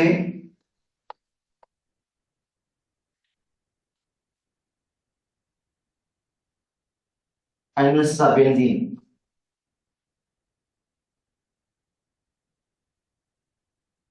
जब बेंजीन का एक्सरे करते हैं, हम एक्सरे एनालिसिस करते हैं, एक्सरे एनालिसिस से पता चलता है बॉन्ड लेंथ का। देखो एक्सरे एनालिसिस से पता किसका चलेगा, बॉन्ड लेंथ का पता चलता है, ठीक है। अच्छा अब देखो मैं बता दूं एक बात, कैक्यूल क्या कह रहा है कि बेंजीन में 3 डबल बॉन्ड से 3 क्या है, पहले तजिया कर लेते हैं इसका, उसके बाद एक्सरे एनालिसिस पे आते हैं। तो कैक्यूल के स्ट्रक्चर के मुताबिक बेंजीन में जो कार्बन की बॉन्ड लेंथ है वो बराबर नहीं होनी चाहिए, भाई कैक्यूल के बकौल बेंजीन की बॉन्ड लेंथ बराबर नहीं होनी चाहिए, क्योंकि वो कह रहे हैं 3 डबल बॉन्ड्स हैं, 3 क्या हैं, अगर कार्बन कार्बन डबल बॉन्ड को देखोगे आप लोग, कार्बन कार्बन डबल बॉन्ड को, तो कार्बन कार्बन डबल बॉन्ड की बॉन्ड लेंथ क्या होगी? 1.34 होती है। और कार्बन कार्बन सिंगल बॉन्ड की बॉन्ड लेंथ क्या होगी? 1.54। सबको पता है ना आपको? इसका मतलब तीन डबल बॉन्ड से तो तीन बॉन्ड लेंथ बराबर होगी, तीन बॉन्ड लेंथ चेंज होगी, डबल बॉन्ड और सिंगल बॉन्ड से। केकुल कह रहा है ये, ठीक है, क्योंकि तीन डबल बॉन्ड से, केकुल कह रहा है तीन क्या है सिंगल बॉन्ड से अल्टरनेट पोजीशन पे। तो इसका मतलब है जो कार्बन की बॉन्ड लेंथ होगी वो बराबर नहीं होनी चाहिए। मगर एक्सरे एनालिसिस से पता चलता है कार्बन की बॉन्ड लेंथ बराबर है। इसका मतलब है केकुल का स्ट्रक्चर भी बेंजीन को सही रिप्रेजेंट नहीं कर रहा था। हाँ, काफी केकुल के स्ट्रक्चर ने मसले को हल कर दिया है। अभी भी कुछ और बातें हैं बेंजीन के स्ट्रक्चर के अंदर, अभी और कुछ बातें हैं जो हमने आगे पढ़, किसी और से अभी जवाब मिलेगा उसका। मतलब केकुल ने काफी सुलझा दिया था ये स्ट्रक्चर्स को, मगर अभी भी केकुल के पास कार्बन की बॉन्ड लेंथ बराबर है, उसका जवाब केकुल के पास नहीं था। केकुल के पास इसका जवाब नहीं है कि कार्बन लेस और बेंजीन लेस रिएक्टेड क्यों है, जबकि बेंजीन में 3 पाई बॉन्ड्स मौजूद हैं। बेंजीन के अंदर पाई बॉन्ड्स कितने मौजूद हैं? 3 पाई बॉन्ड्स मौजूद हैं। उसको तो ज्यादा रिएक्टिव होना चाहिए था, मतलब उसकी रिएक्टिविटी अल्कीन जैसी होनी चाहिए थी, मगर बेंजीन की रिएक्टिविटी अल्कीन से कम है। हालांकि 3 पाई बॉन्ड्स मौजूद होने के बावजूद वो लेस रिएक्टिव है, कम रिएक्टिव है। उसका जवाब केकुल ने नहीं दिया, ठीक है, केकुल के पास उसका जवाब नहीं था। अच्छा, दूसरी बात, जब बेंजीन में या बेंजीन को छोड़े किसी भी अल्कीन के अंदर डबल बॉन्ड को हम ब्रेक करते हैं, एक मोल हाइड्रोजन का ऐड करते हैं, भाई किसी के अंदर अल्कीन के अंदर एक मोल हम हाइड्रोजन का ऐड करते हैं, कितनी हीट रिलीज होती है? 120 किलो जूल पर मोल हीट रिलीज होती है। उस हीट को हम कहते हैं हीट ऑफ हाइड्रोजनेशन। भाई एक पाई बॉन्ड तोड़ेंगे, एक मोल हाइड्रोजन ऐड करेंगे तो कितनी हीट रिलीज होती है? 120, ठीक है। जबकि और 2 पाई बॉन्ड तोड़ेंगे तो क्या होगा? डबल होगा, 120 का डबल कर कितना? 240। 3 पाई बॉन्ड को तोड़ेंगे, 3 पाई बॉन्ड को ब्रेक करेंगे हम और 3 मोल हाइड्रोजन ऐड करेंगे जो अभी ऐड किए थे हमने, तो कितनी हीट रिलीज होनी चाहिए? एक्सपेक्टेड 360, जबकि बेंजीन की हीट ऑफ हाइड्रोजनेशन 208 है, कम है।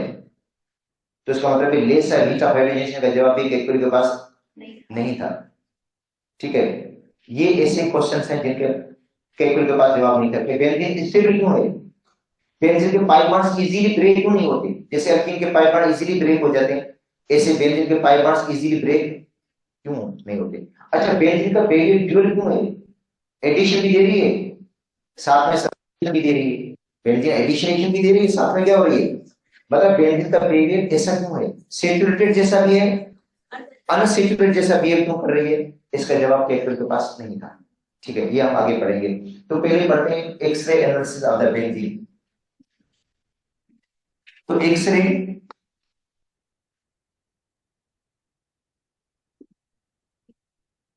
Analysis of benzene indicate regular hexagonal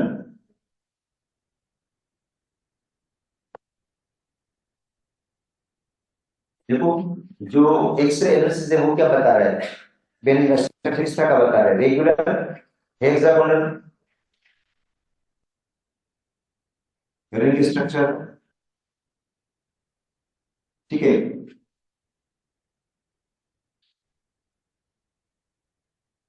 और बेंजीन मतलब बेंजीन का बता रहा है कि रेगुलर हेक्सागोनल रिंग स्ट्रक्चर है, ठीक है, जो केकुल ने कहा क्या बता रहा है? अच्छा, carbon carbon bond length, carbon carbon bond length और carbon carbon bond length, all carbon carbon bond length is equal। Carbon carbon की जो बॉन्ड लेंथ है, जितने भी बॉन्ड्स की लेंथ है वो क्या है? बराबर है। क्या है? बराबर है। कितनी है? 1.34 1.397 गेस्ट नंबर बांड लेंगे कार्बन, सब बराबर है। अच्छा, कार्बन हाइड्रोजन बांड लेंगे,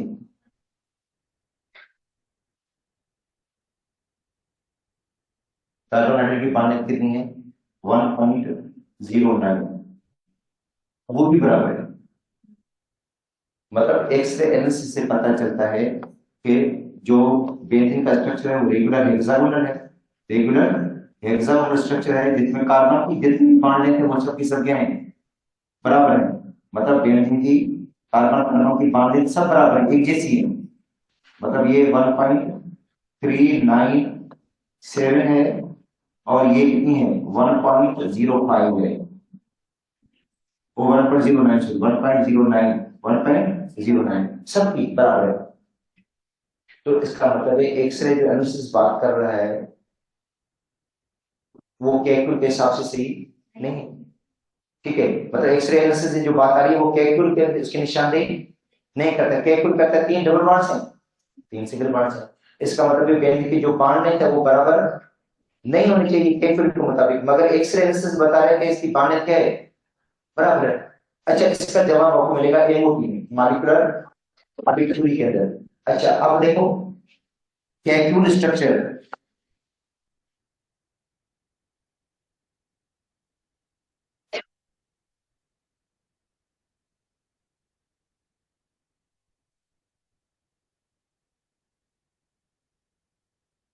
फेल टू एक्सप्लेन। देखो कैल्क्यूल का स्ट्रक्चर फेल गया, नाकाम हुआ, या ड्रॉबैक आप कह सकते हैं कैल्क्यूल के, कैल्क्यूल के कौन से ड्रॉबैक हैं। देखो number 1 why bond length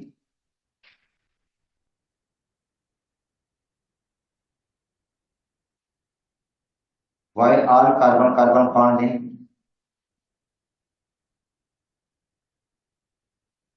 is equal, bond length carbon की बॉन्ड लेंथ बराबर क्यों है, जितने भी कार्बन की बॉन्ड लेंथ वो बराबर क्यों है, ये कैल्क्यूल का स्ट्रक्चर इसमें फेल गया। Number 2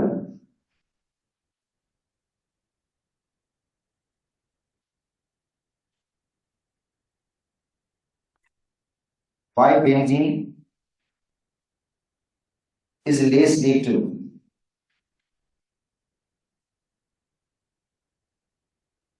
and extra stable। ये क्यों है कि बेंजीन लेस रिएक्टिव है और एक्स्ट्रा स्टेबल है।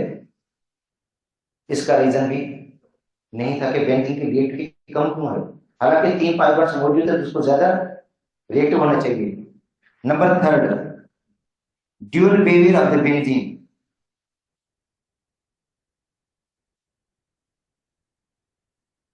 Dual character of the benzene, benzene का ड्यूअल कैरेक्टर कौन सा, इट गिव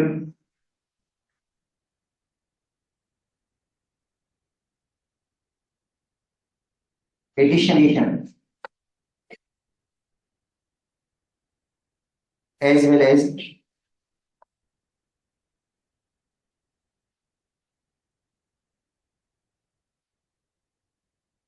सब्स्टिट्यूशन। क्यों बेंजीन एडिशन भी दे रही है, सब्स्टिट्यूशन भी दे रही है, तो इसका मतलब है ड्यूअल कैरेक्टर हो गया बेंजीन का, ड्यूअल बिहेवियर हो गया बेंजीन का। तो ये भी कैल्कुल का स्ट्रक्चर इसको डिस्क्राइब नहीं करता। अच्छा, why heat of hydrogenation of benzene is less, कि भाई बेंजीन की हीट ऑफ हाइड्रोजनेशन क्यों कम है, क्या रीजन है कि बेंजीन में जब हम हाइड्रोजन ऐड करते हैं तो कम हीट रिलीज होती है, जबकि अल्कीन के अंदर जब हम हाइड्रोजन ऐड करते हैं तो ज्यादा हीट रिलीज होती है। मतलब अल्कीन के अंदर जब हम हाइड्रोजन ऐड करते हैं तो हीट ज्यादा रिलीज होती है, जब बेंजीन के अंदर हाइड्रोजन ऐड करते हैं तो हीट कम रिलीज होती है। तो फोर्थ पॉइंट हो गई व्हाई हीट ऑफ हाइड्रोजनेशन और बेंजीन इज लेस।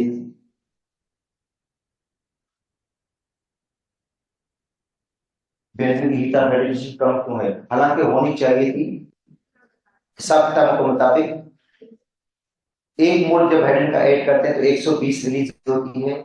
इस हिसाब से 3 मोल जब हाइड्रोजन का ऐड करेंगे तो 360 होनी चाहिए थी, उसमें उसकी बजाय 208 है, तो कम हो गई, ठीक है, लेस हो गई। तो इसका रीजन क्या है?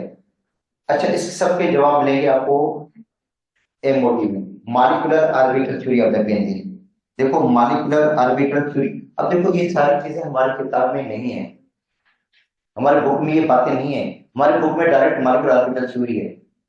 तो ये पढ़ाने का मकसद ये था कि आपको पता चले कि बेंजीन का जो स्ट्रक्चर है और मॉलिक्यूल में कौन से ड्रॉबैक थे, ताकि वो चीजें आपको क्लियर हो जाएंगी। अगर कल कोई क्वेश्चन आ जाता तो आपको पता नहीं चलेगा, ठीक है। अगर सबको कहते हैं ड्रॉबैक और केक्यूल का जगह कौन से ड्रॉबैक से केक्यूल के, तो नहीं पता। अच्छा, अब आते हैं molecular orbital theory of the benzene.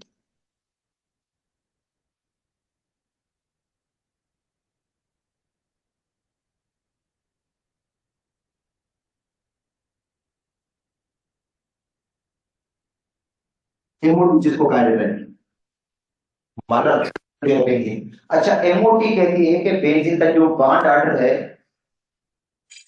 वो 1.5 है, 1.5 है बेंजीन का बॉन्ड ऑर्डर। इसका मतलब है हर कार्बन के ऊपर complete sigma bond half pi bond है। चलिए आगे देख लेते हैं इसको। पहली point, according to MOT molecular theory, molecular formula of benzene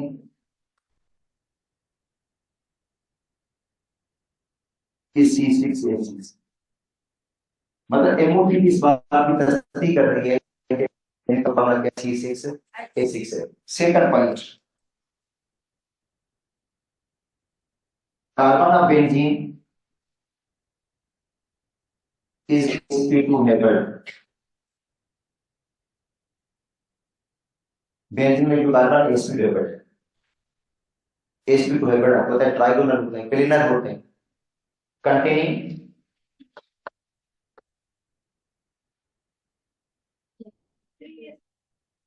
3sp2 hybrid orbital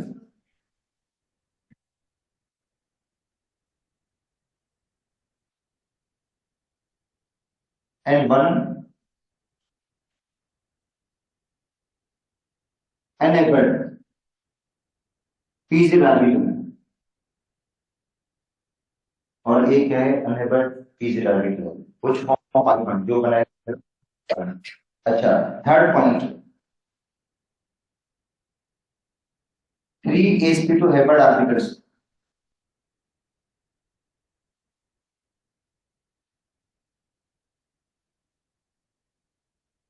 are arranged in trigonal ज्यामिति।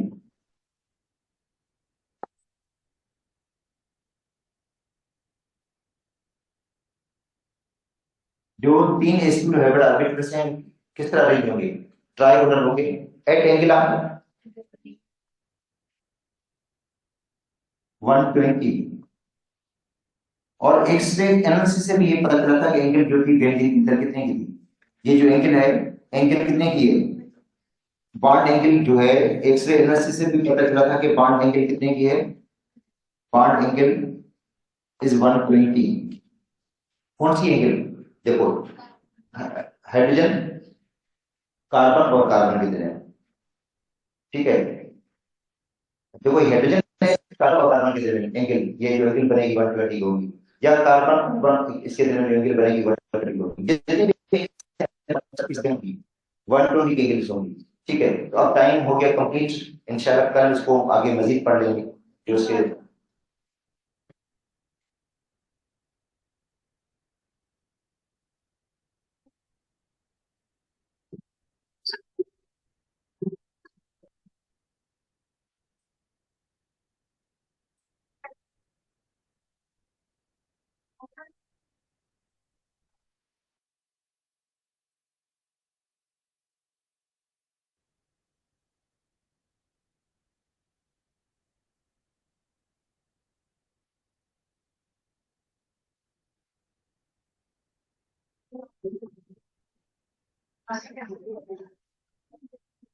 Jethanand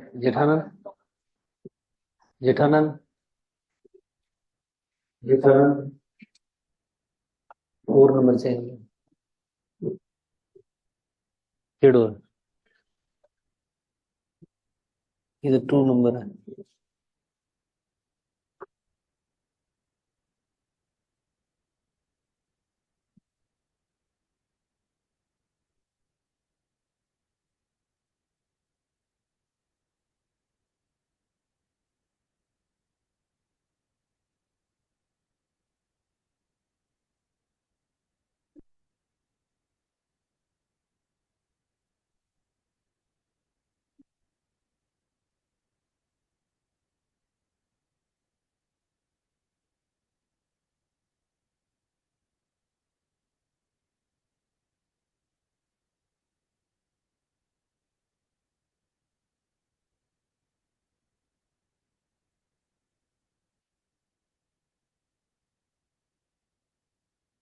good morning.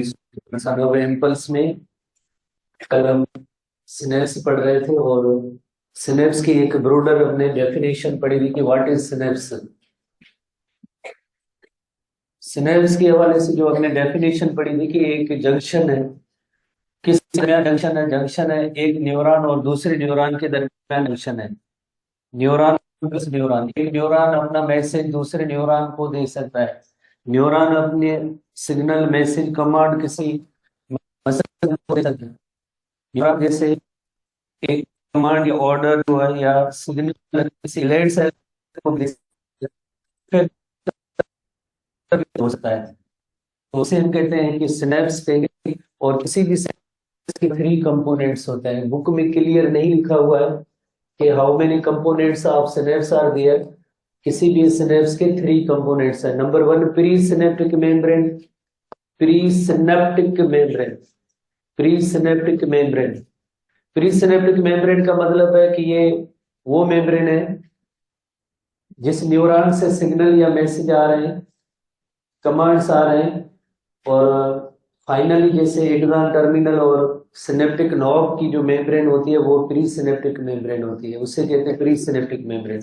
उसके बाद फ्यू नैनोमीटर्स का एक गैप होता है जिसे कहते हैं सिनेप्टिक क्लेफ्ट कहते हैं। क्लेफ्ट लफ्ज का मतलब भी होता है दरार, सिनेप्टिक क्लेफ्ट, सिनेप्टिक क्लेफ्ट। और तीसरा जो कंपोनेंट होता है उसे हम कहते हैं post synaptic membrane. Post synaptic membrane जो आइदर मसल सेल की मेम्ब्रेन होती है या किसी दूसरे न्यूरॉन की या किसी ग्लैंड सेल की मेम्ब्रेन होती है, तो उसे हम कहते हैं पोस्ट सिनेप्टिक मेम्ब्रेन, उसे हम कहते हैं पोस्ट सिनेप्टिक मेम्ब्रेन। तो किसी भी सिनेप्स के जो है 3 कंपोनेंट्स होते हैं। अब हम नेक्स्ट आते हैं कि किस तरह से एक न्यूरॉन का जो मैसेज होता है, न्यूरॉन के अंदर जो शुरू में मैसेज होता है, नो वेरिएबल पहले इलेक्ट्रो मैसेज होता है और electro message then chemical message में कन्वर्ट होगा। और इस केमिकल मैसेज, जैसे ये केमिकल मैसेज मिलेगा या किसी ग्लैंड सेल को या मसल सेल को या किसी न्यूरॉन को, तो हम कहेंगे एक न्यूरॉन का मैसेज देन जो है दूसरे सेल में चला गया, चाहे आइदर वो मसल सेल हो, न्यूरॉन हो या ग्लैंड सेल हो। तो इसे हम कहते हैं कि सिग्नल की जो है ट्रांसमिशन हुई है, अल्टीमेटली सिग्नल की ट्रांसमिशन हुई है। एक जगह से सिग्नल जो है दूसरी जगह तक गया है, तो हम इसे कहते हैं सिग्नल्स की जो है ट्रांसमिशन हुई है, एक जगह से दूसरी जगह तक मैसेज गया है। जैसे अगर हम कहें कि किसी ऑफिस से एक मैसेज आया है, ऑफिस से एक मैसेज आया है एक पेपर की सूरत में, एक लेटर की सूरत में, वहां से गाड़ी के जरिए आया है, किसी बंदे के जरिए, और गेट तक हमें मैसेज मिला है।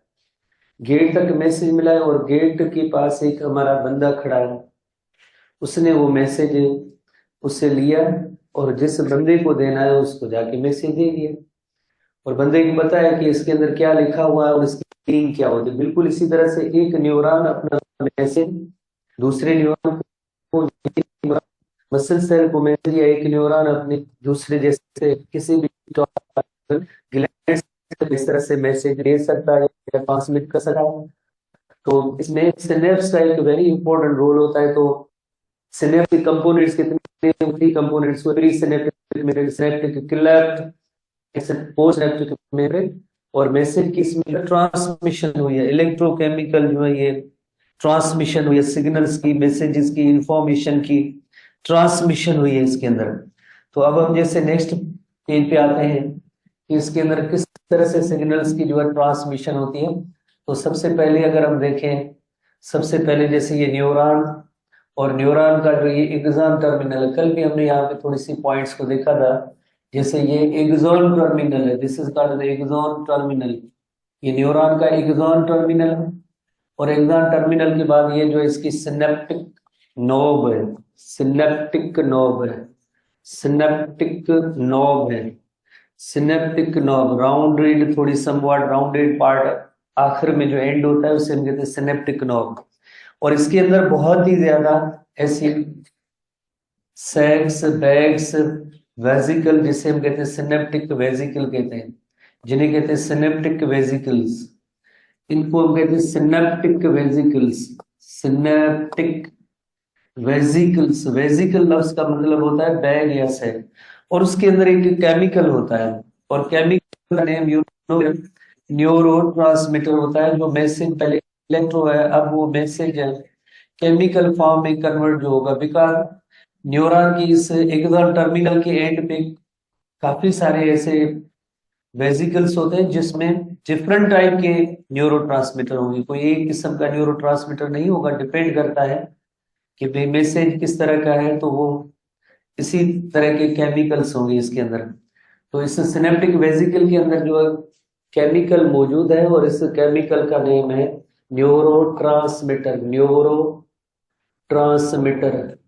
न्यूरोट्रांसमीटर। इलेक्ट्रिकल मैसेज देनी है, इस तरह से केमिकल मैसेज में कन्वर्ट होगा। पहले जो मैसेज था वो इलेक्ट्रिकल मैसेज था, पहले ये जो मैसेज था इलेक्ट्रिकल मैसेज था, अब ये इलेक्ट्रिकल मैसेज जो है केमिकल मैसेज में कन्वर्ट होगा। इलेक्ट्रो मैसेज अब जो है केमिकल मैसेज में कन्वर्ट होगा, इलेक्ट्रोकेमिकल इन नेचर। जो नर्व इम्पल्स होती है, नर्व इम्पल्स या मैसेज जो इसके होते हैं इलेक्ट्रोकेमिकल इन नेचर होते हैं।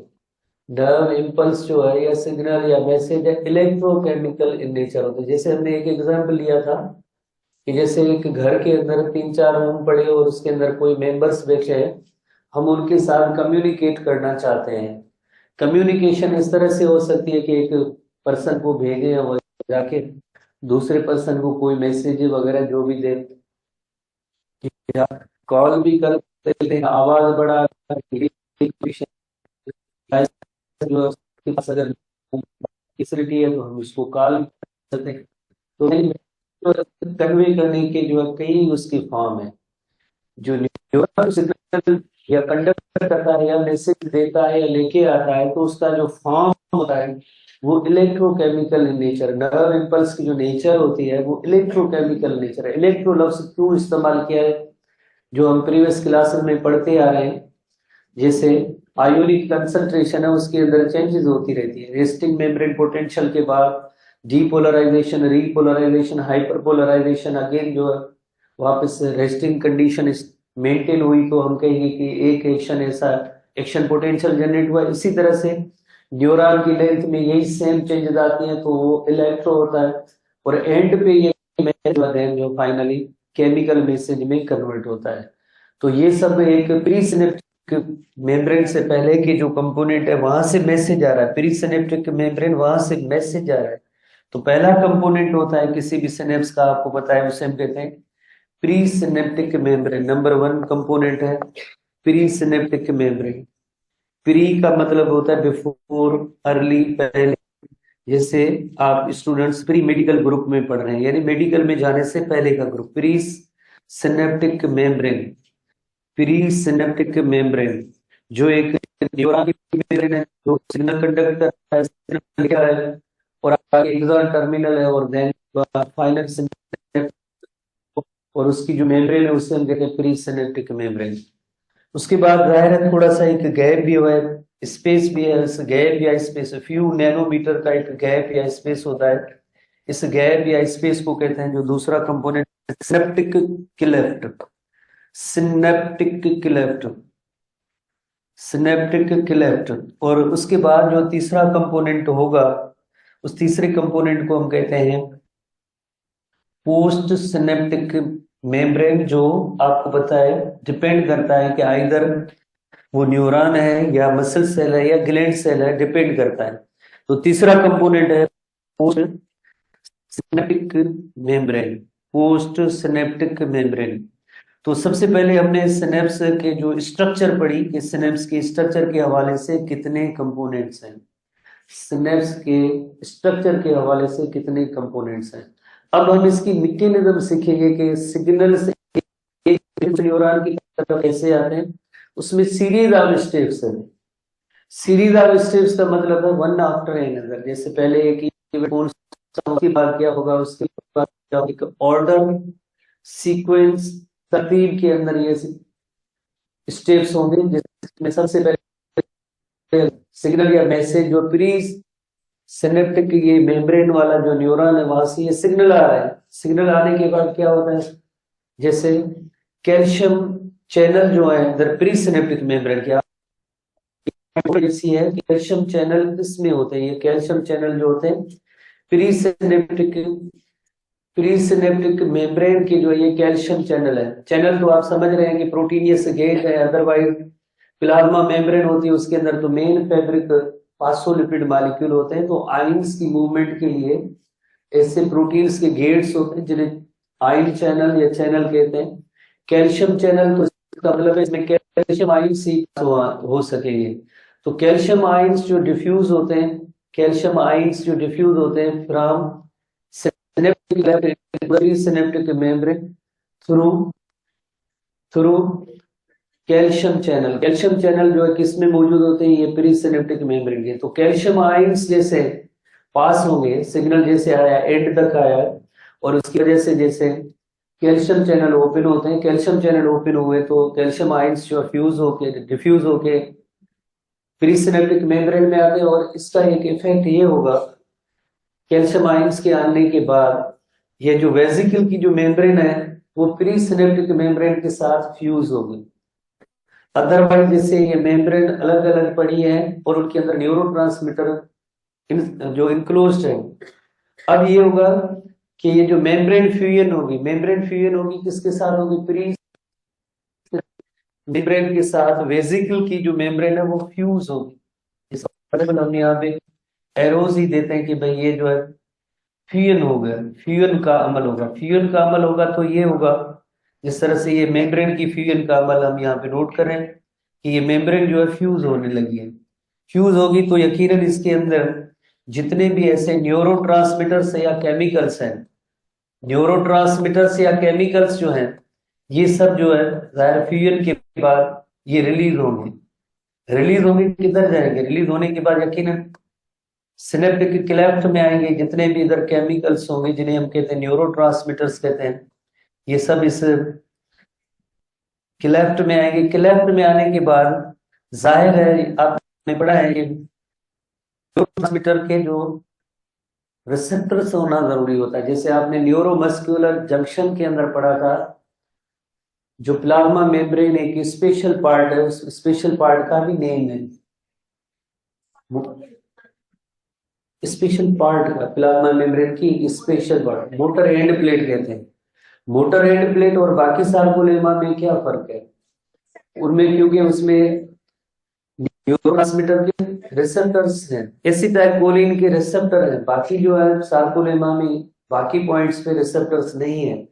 तो यकीनन यहाँ पे जो न्यूरोट्रांसमीटर्स जो रिलीज हुए हैं तो उनके भी रिसेप्टर्स होने चाहिए। किधर रिसेप्टर होने चाहिए, जो पोस्ट सिनेप्टिक मेम्ब्रेन होगा उसके पास रिसेप्टर है। किसके लिए, रिसेप्टर्स फॉर न्यूरोट्रांसमीटर, उसको रिसीव करने के रिसेप्टर्स हैं। तो यहाँ पे हम एक रिसेप्टर्स का एंड बनाते हैं कि ये जैसे रिसेप्टर्स हैं, फॉर एग्जांपल ये रिसेप्टर मॉलिक्यूल है और रिसेप्टर मॉलिक्यूल्स हैं, इनमें एक जैसे पॉइंट है, एंड है, जहां पे आके न्यूरोट्रांसमीटर आके बाइंड होगा, न्यूरोट्रांसमीटर आके बाइंड होगा। ये receptor R post synaptic membrane, ये रिसेप्टर्स जो है पोस्ट सिनेप्टिक मेम्ब्रेन पे मौजूद है। किसके लिए, न्यूरोट्रांसमीटर के बाइंड के लिए जो है ये रिसेप्टर्स है। न्यूरोट्रांसमीटर शॉर्ट फॉर्म में जैसे एनटी लिख रहा है, न्यूरोट्रांसमीटर तो न्यूरोट्रांसमीटर रिसेप्टर के साथ बाइंड हो गए, जैसे ही बाइंड हो गए तो इस post synaptic membrane for example हम अज्यूम करते हैं कि जैसे ये एक न्यूरॉन है, तो जाहिर है हम यही पॉइंट पर रहे कि एक न्यूरॉन का मैसेज फॉर एग्जांपल किसी दूसरे न्यूरॉन की तरफ जाएगा, तो इधर जो है सोडियम चैनल जो होते हैं, सोडियम चैनल, ये भी जैसे आयोनिक चैनल है, आयन चैनल है, सोडियम चैनल, जैसे बाइंड होने के बाद ये सोडियम चैनल ओपन होंगे, सोडियम चैनल ओपन होंगे तो यकीनन सोडियम आयंस इनसाइड आएंगे, तो इसके अंदर एक नया एक्शन पोटेंशियल जनरेट हो जाएगा। इस न्यूरॉन के अंदर एक न्यू एक्शन पोटेंशियल जनरेट होगा। न्यू एक्शन पोटेंशियल जो जनरेट हुआ, डीपोलराइजेशन और फिर आगे सारी बिटेड एक्शन पोटेंशियल वाले जनरेट हो जाएंगे, तो कहेंगे कि एक न्यूरॉन ने अपना मैसेज जो है दूसरे न्यूरॉन को दे दिया।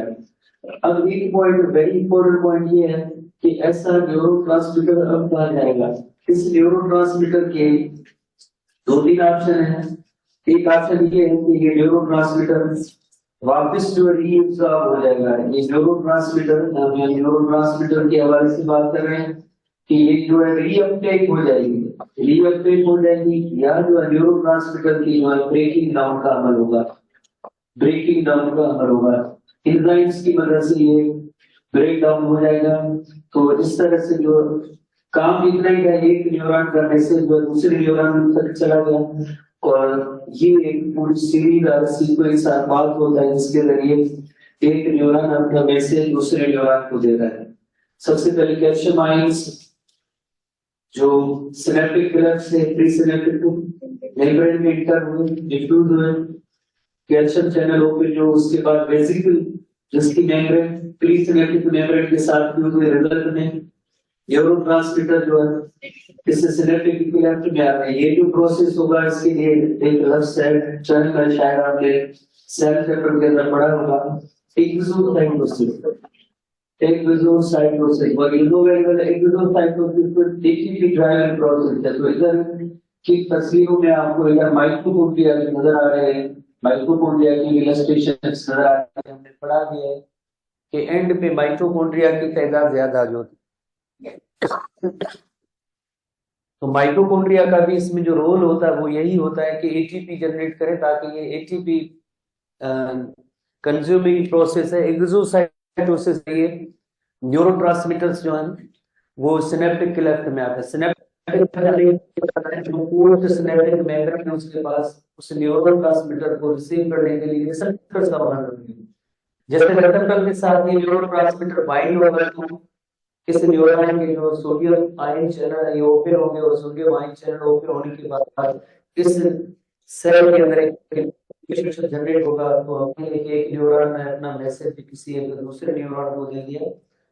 ये पॉइंट जो थी, इस पॉइंट का जो नेम है ये 3 कंपोनेंट्स है। तो होपफुली आपने इस इलस्ट्रेशन को सीखा भी होगा, और इस तरह से कुछ थोड़ा हिस्ट्री की बुक को देखते हैं सिनेप्स के हवाले से कि सिनेप्स की कौन कौन सी पॉइंट्स है। बाकी इसमें कुछ टाइप्स हैं, एक इलेक्ट्रिकल सिनेप्स होते हैं, एक केमिकल सिनेप्स हैं। जैसे ये एक केमिकल सिनेप्स है, बिकॉज एक न्यूरॉन करने से दूसरे न्यूरॉन में गया थ्रू केमिकल्स गया, तो केमिकल्स का नेम है जैसे न्यूरोट्रांसमीटर है।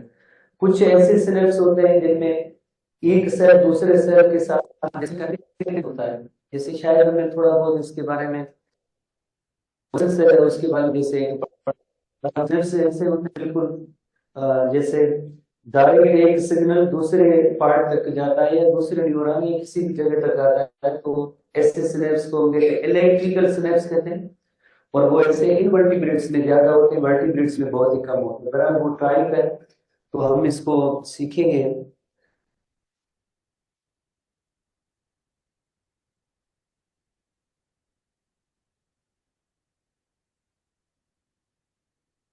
तो सबसे पहले सिनेप्स की एक जनरल डेफिनेशन है। सिनेप्स क्या है? सिनेप्स एक जंक्शन है, सिनेप्स एक जंक्शन है that controls communication another cell की क्या हो सकते हैं, अनदर सेल में अनदर कोई न्यूरॉन हो सकता है, या मसल सेल हो सकता है, या ग्लैंड सेल हो सकता है।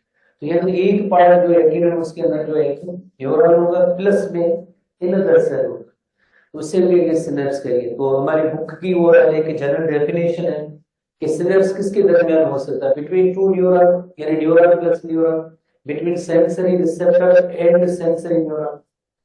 सेंसरी न्यूरॉन की आपको अगर डेफिनेशन याद हो, जैसे यहाँ पे जो रिसेप्टर्स होते हैं, जैसे टच के रिसेप्टर, टेस्ट के रिसेप्टर, और इधर जो सेंसरी न्यूरॉन उसकी जो है डेंड्राइट एंड होता है। तो यहाँ पे भी जैसे सिनेप्स ही होगा, सिनेप्स ही होगा, जैसे एक मैसेज को जैसे रिसीव करना और देन आगे कंडक्ट करना। Sensory receptors and sensory neuron between motor neuron and the muscle cell, ये हम पढ़ चुके हैं, और between neuron and gland sales.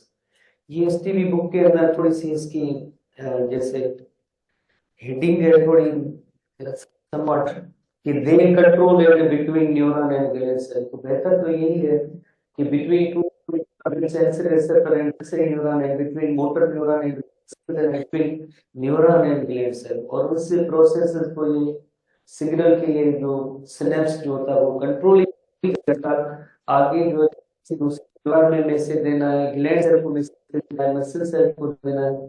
तो इस तरह से ये जो है इस फॉर्मेट के अंदर हम इस डेफिनेशन को नोट कर सकते हैं। जैसे फॉर एग्जांपल ये neuron plus gland cell, neuron का एंड होगा, किसी ग्लैंड सेल तक मैसेज आएगा, एक न्यूरॉन का दूसरे न्यूरॉन तक ये मैसेज जो जाता है जाहिर है, तो इधर पॉइंट जो बनेगी, जंक्शन बनेगा, उसे हम सिनेप्स कहते हैं। न्यूरॉन प्लस मसल का हम जैसे न्यूरो मस्कुलर जंक्शन पहले ही पढ़ चुके हैं, न्यूरो मस्कुलर जंक्शन पहले ही पढ़ चुके हैं, और ये एक जनरल इलस्ट्रेशन है। जैसे सबसे पहले ये एक्शन पोटेंशियल आ रहा है, एक्शन पोटेंशियल आने के बाद जैसे कैल्शियम चैनल जो ओपन होते हैं, कैल्शियम चैनल ओपन होने के बाद ये जो वेसिकल है या सेल है या बैग है, जिसे हम कहते हैं न्यूरोट्रांसमीटर इसके अंदर है फील्ड विद वेसिकल, तो ये न्यूरोट्रांसमीटर यहाँ से रिलीज हुए, रिलीज होने के बाद ये पोस्ट सिनेप्टिक जो कोई सेल है उसके रिसेप्टर है, वो रिसेप्टर के साथ ये बाइंड हुए, बाइंड होने के बाद नेक्स्ट सेल के अंदर एक एक्शन पोटेंशियल न्यू जनरेट होता है। तो इस तरह से ओवरऑल एक जनरल इलस्ट्रेशन, इसके अलावा भी देखते हैं कई और भी इलस्ट्रेशंस हैं जिनके जरिए आसानी से समझ सकते हैं। जैसे फॉर एग्जाम्पल ये न्यूरॉन, और न्यूरॉन से ये सिग्नल या मैसेज आ रही, और सबसे पहले इधर जो कैल्शियम चैनल होते हैं, कैल्शियम चैनल की ओपनिंग की वजह से ये जो वेसिकल जिसके अंदर न्यूरोट्रांसमीटर पड़े हैं ये देन फ्यूज होंगे, फ्यूज होने के बाद ये सारे न्यूरोट्रांसमीटर इस सिनेप्टिक क्लेफ्ट में आएंगे, सिनेप्टिक क्लेफ्ट में आने के बाद पोस्ट सिनेप्टिक सेल के रिसेप्टर के साथ बाइंड होंगे, बाइंड होने के बाद क्या होगा, इम्यूनोवेरिएबल बाइंड होने के बाद जैसे फॉर एग्जांपल अगर ये एसिटाइलकोलिन है तो जाहिर है फॉर एग्जांपल जो किसी दूसरे न्यूरॉन को कोई मैसेज जो भी होगा वो इंफॉर्मेशन जो होगी वो इस दूसरे सेल में जाएगी। तो ये pre synaptic membrane, post synaptic membrane, दरमियान में जो गैप है सिनेप्टिक क्लेफ्ट कहते हैं। ठीक है, ये आयन चैनल्स होते हैं, जैसे कैल्शियम आयन चैनल है, और इधर जैसे आपको पता है कि सोडियम चैनल होते हैं, सोडियम आयन चैनल होते हैं पोस्ट सिनेप्टिक सेल के अंदर, ये सोडियम आयन चैनल जैसे रिसेप्टर के साथ न्यूरोट्रांसमीटर बाइंड होगा तो सोडियम चैनल ओपन होंगे, तो इस न्यूरॉन का मैसेज जो इस न्यूरॉन के अंदर जाता है, न्यूरॉन नंबर 1 का मैसेज दूसरे न्यूरॉन में चला जाता है। उसके बाद आखिर में जैसे आपको पता है चलने का आखिर यही होते हैं, इस न्यूरोट्रांसमीटर का आखिर में या तो रीअपटेक होगी और ब्रेक की दर होगी। ठीक है, तो हमारे टेस्टी ऐसी हेडिंग्स तो नहीं है, three components of the synapse पर क्लियर है कि एक प्री सिनेप्टिक सेल होता है, वो कौन सा सेल होता है, whose exon transmit action potential to the synapse, जैसे जिसका मैसेज आ रहा है न्यूरॉन का, तो उस सेल को कहेंगे प्री सिनेप्टिक सेल कहेंगे, और उसकी जो एंड होगी मेम्ब्रेन होगी उसे हम कहेंगे प्री सिनेप्टिक मेम्ब्रेन कहेंगे। The cell receiving the signal on the other side, जाहिर है कोई दूसरा न्यूरॉन हो सकता है, कोई मसल सेल हो सकती है, कोई ग्लैंड सेल हो सकता है, उसे कहते हैं पोस्ट सिनेप्टिक सेल, और उसकी मेम्ब्रेन को हम कहेंगे पोस्ट सिनेप्टिक मेम्ब्रेन। और इन दोनों के दरमियान एक थोड़ा सा गैप होता है, डायरेक्ट अटैचमेंट नहीं है, तो गैप को हम कहते हैं सिनेप्टिक क्लेफ्ट कहते हैं, जो फ्यू नैनोमीटर एक गैप होता है जिसे हम कहते हैं सिनेप्टिक क्लेफ्ट कहते हैं। तो किसी भी सिनेप्स के जो ये 3 कंपोनेंट, और अब हम जैसे क्लासिफिकेशन है कि movement of impulse across the synapse is called synaptic transmission, और एनिमल्स में 2 किस्म के जैसे ऐसे सिनेप्स हैं कि केमिकल सिनेप्स यानी जो न्यूरोट्रांसमीटर के जरिए, और इलेक्ट्रिकल सिनेप्स ये डायरेक्ट जैसे एक न्यूरॉन का मैसेज दूसरे न्यूरॉन के अंदर आता है। Electrical synapse involves direct cytoplasmic connection found by the gap junction between the presynaptic cell and postsynaptic cell. Gap junction हमने पढ़ा, गैप जंक्शन किस सेल में, सुनो जिसमें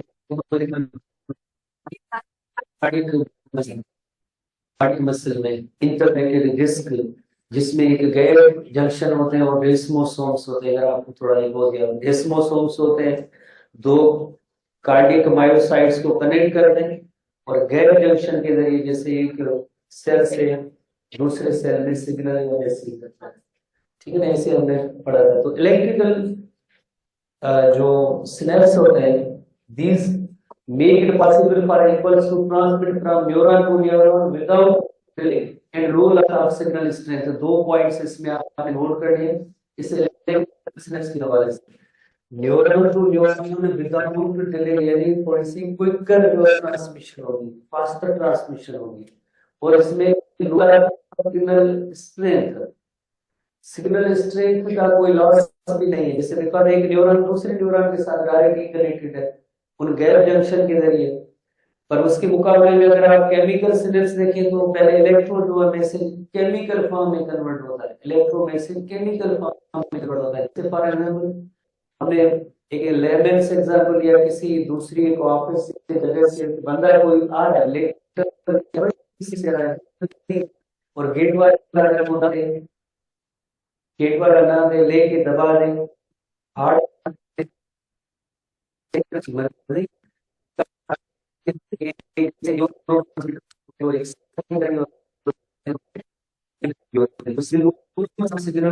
ट्रांसडक्शन, इसमें कोई सिग्नल स्ट्रेंथ की कोई लॉस नहीं होती।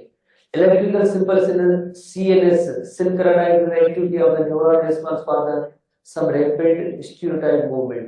ज़ाहिर है न्यूरॉन टू न्यूरॉन आपस में कनेक्टेड होते हैं, उसे एक क्विक जैसे फास्ट है, उनको इंटीग्रेशन करनी होती है, कोई डिसीजन करना होता है,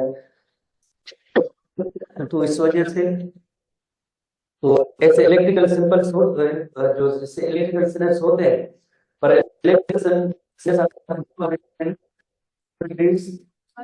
बट लेस इन वर्टिब्रेट्स, यानी वर्टिब्रेट्स के अंदर बहुत ही कम है, पर हमारे केमिकल सिग्नल्स जो नजर आते हैं, ये एक जस्ट थोड़ी सी इलस्ट्रेशन है। जैसे एक न्यूरॉन का सिग्नल या मैसेज आया, ये दूसरे न्यूरॉन की तरफ जा रहा है और इधर जो है ये गैप जंक्शन है, तो ये मैसेज है जैसे एक न्यूरॉन से दूसरे न्यूरॉन में आ रहा है और इसमें जो है कोई स्ट्रेंथ और नहीं होती सिग्नल या मैसेज की, तो इसे इलेक्ट्रिकल सिग्नल या इम्पल्स ये जो मैसेज है। दूसरी जो वास्ट मेजॉरिटी यानी अक्सरियत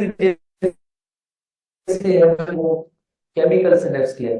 केमिकल सिनेप्स न्यूरोट्रांसमीटर होगा जिसकी ये किसी दूसरे थ्रू इस केमिकल एरिया जिसे हम कहेंगे केमिकल सिनेप्स कहेंगे।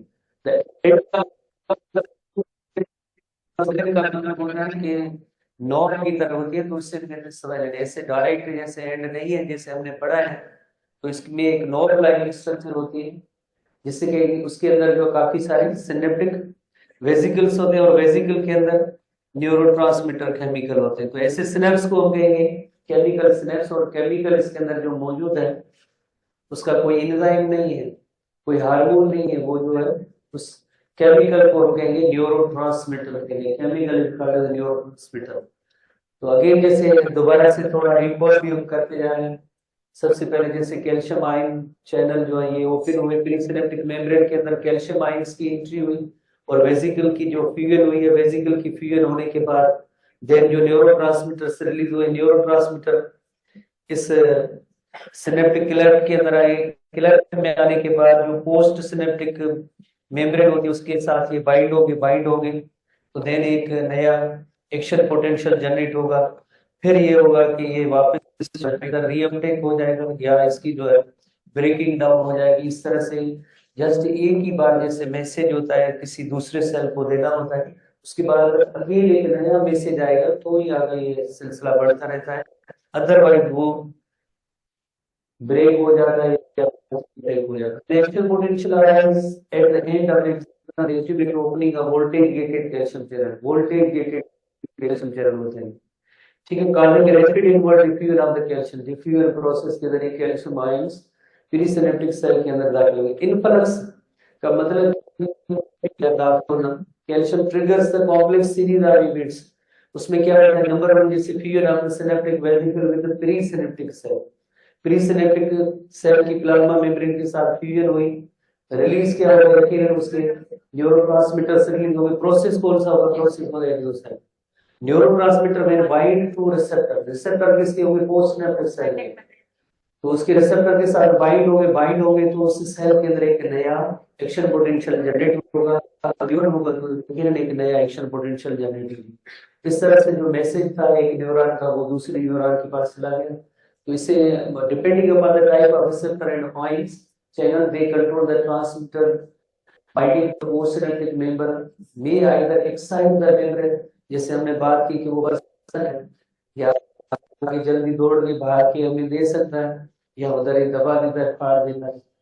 The membrane bringing voltage closer to the threshold potential or inhibits the by hyperpolarization। दो जब सामने कल इससे आगे कंटिन्यू करेंगे। एक हाइपरपोलराइजेशन, ठीक है ना, हाइपरपोलराइजेशन तो इसका मतलब है उस पर्सन ने लेटर लेके दबा दिया या फाड़ दिया, इनहिबिट कर दिया, वो इससे आगे नहीं है, उस हाइपरपोलराइजेशन। अगर भाग के हमें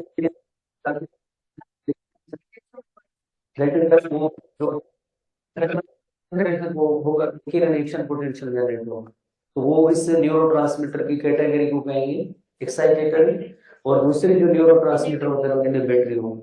कल की हेडिंग होगी हमारी एक्साइटेटरी न्यूरोट्रांसमीटर किस तरह से वर्क करते हैं और इनहिबिटरी न्यूरोट्रांसमीटर किस तरह से वर्क करते हैं। सिंपल एक ही लफ्ज है, हाइपरपोलराइजेशन।